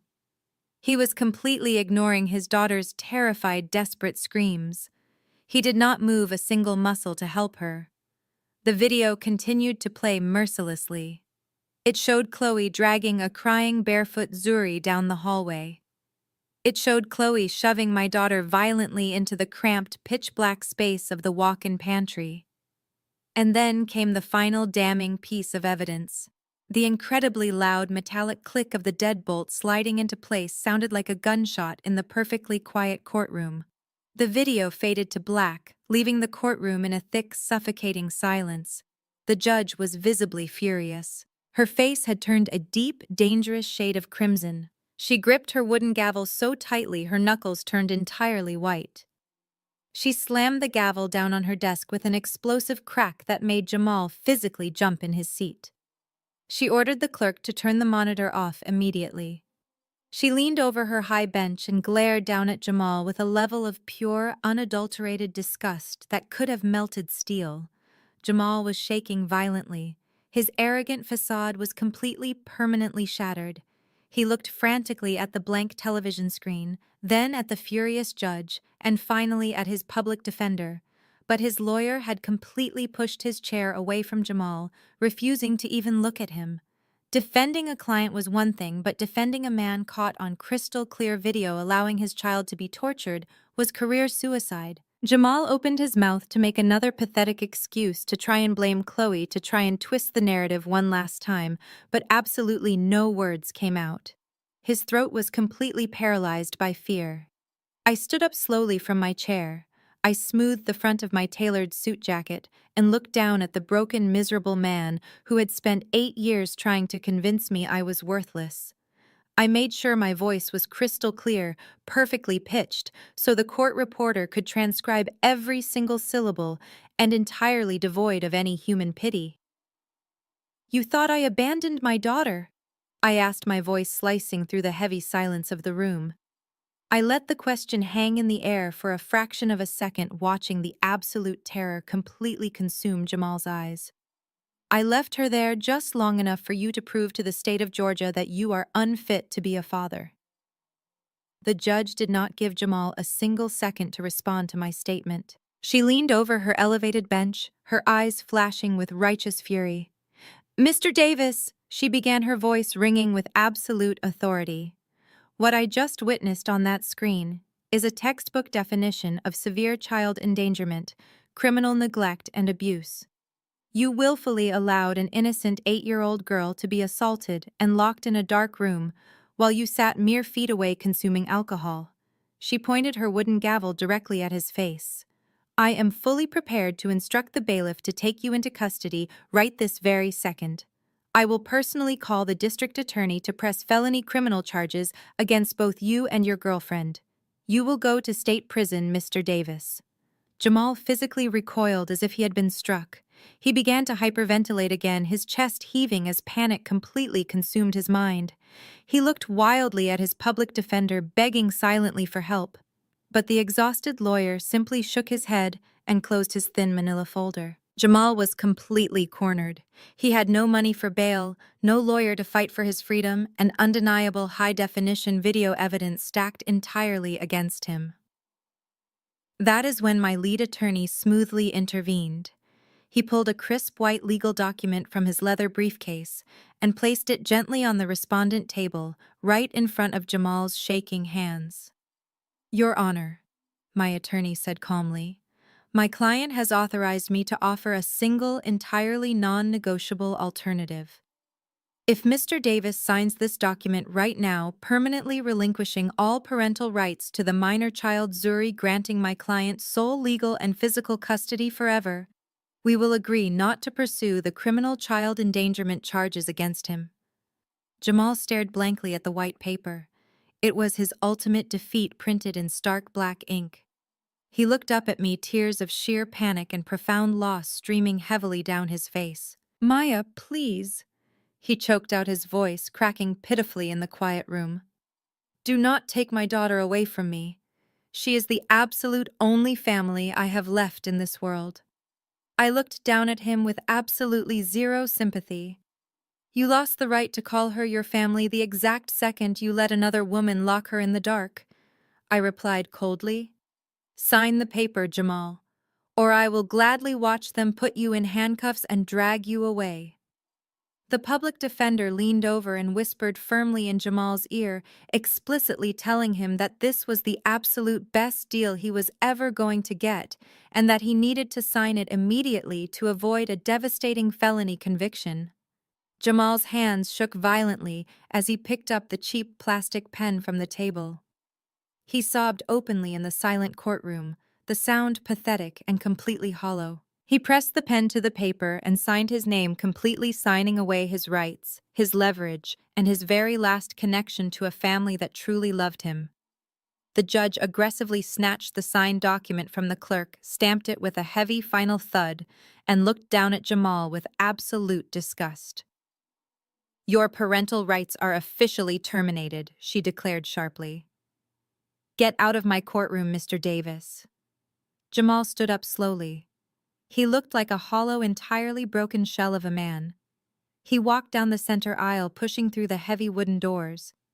He left the courthouse and stepped out onto the busy Atlanta street. The humid morning air had suddenly turned cold, and the sky opened up, unleashing a torrential, freezing downpour. Jamal did not have an umbrella. He did not have a luxury car waiting for him. He walked slowly toward a rusted city bus stop, the heavy rain soaking his wrinkled suit to the bone. He stood shivering under the small metal overhang. He had absolutely no wife, no mistress, no child, no mother, no business, and no home. He was a man who had arrogantly demanded the entire world, and was left with literally nothing. 3 months later, the dark and stormy memory of that courtroom was entirely washed away by the bright golden sunlight streaming through the massive windows of my newly purchased Buckhead estate. It was a proper Sunday dinner, the kind that deeply honored our rich cultural roots and celebrated our incredible hard-won victory. The sprawling mahogany dining table was covered in a breathtaking feast of authentic homemade soul food. The rich, mouth-watering aroma of baked macaroni and cheese, slow-cooked collard greens, with smoked turkey, crispy fried chicken, candied yams, and warm buttermilk cornbread filled the massive room. The atmosphere was incredibly vibrant, filled with genuine joy and unbreakable family warmth. Zuri was running around the sunlit room, her infectious laughter echoing brightly off the high ceilings. She was completely healthy, her temporary trauma entirely erased by the overwhelming love, safety, and security of her new environment. She wore a beautiful bright yellow dress, playing happily with a new set of building blocks. She was a brilliant, thriving child who finally had the peaceful, loving home she truly deserved. Sitting at the very head of the grand dining table was the true, undisputed matriarch of our family, Ms. Evelyn. She looked absolutely spectacular. She was wearing a stunning custom-tailored royal blue dress that perfectly complemented her glowing, healthy skin. I had hired the absolute best private physical therapists in the state, and she was already regaining significant strength in her legs. But more importantly, her spirit was completely healed. Her dignity was entirely restored. She was no longer a discarded burden hidden away in a back bedroom. She was the highly respected queen of our household, surrounded entirely by people who cherished her deeply and unconditionally. I walked over to the table holding a large crystal pitcher dripping with cold condensation. I smiled warmly and poured a tall glass of ice-cold sweet tea, placing it gently next to Evelyn's plate. I picked up my own glass and raised it high into the air, looking at the beautiful, peaceful life we had successfully built from the dark ashes of Jamal's total destruction. Evelyn reached out and gently clinked her glass against mine. She looked at me, her eyes shining with profound wisdom and unconditional love. "Family is not about whose blood you share," she said softly, her voice carrying a deep, unshakable truth. "It is about who stays to help you clean up the mess." I smiled, taking a long, refreshing sip of my sweet tea. I looked at Zuri, then back to Evelyn, knowing that no matter what challenges came our way, we would never be broken again. Fade to black. The most powerful lesson from this story is that true family is defined by unconditional love and respect, not by blood or financial status. Jamal was completely blinded by his own arrogance and greed, throwing away the genuine loyalty of his mother and wife for a superficial illusion. He severely underestimated the quiet strength of the woman he mistreated, proving that true power does not need to boast. Ultimately, the story teaches us that treating people as disposable burdens will leave you entirely alone. We must value the people who stand by us during our hardest moments, because character and loyalty are the only currencies that truly last.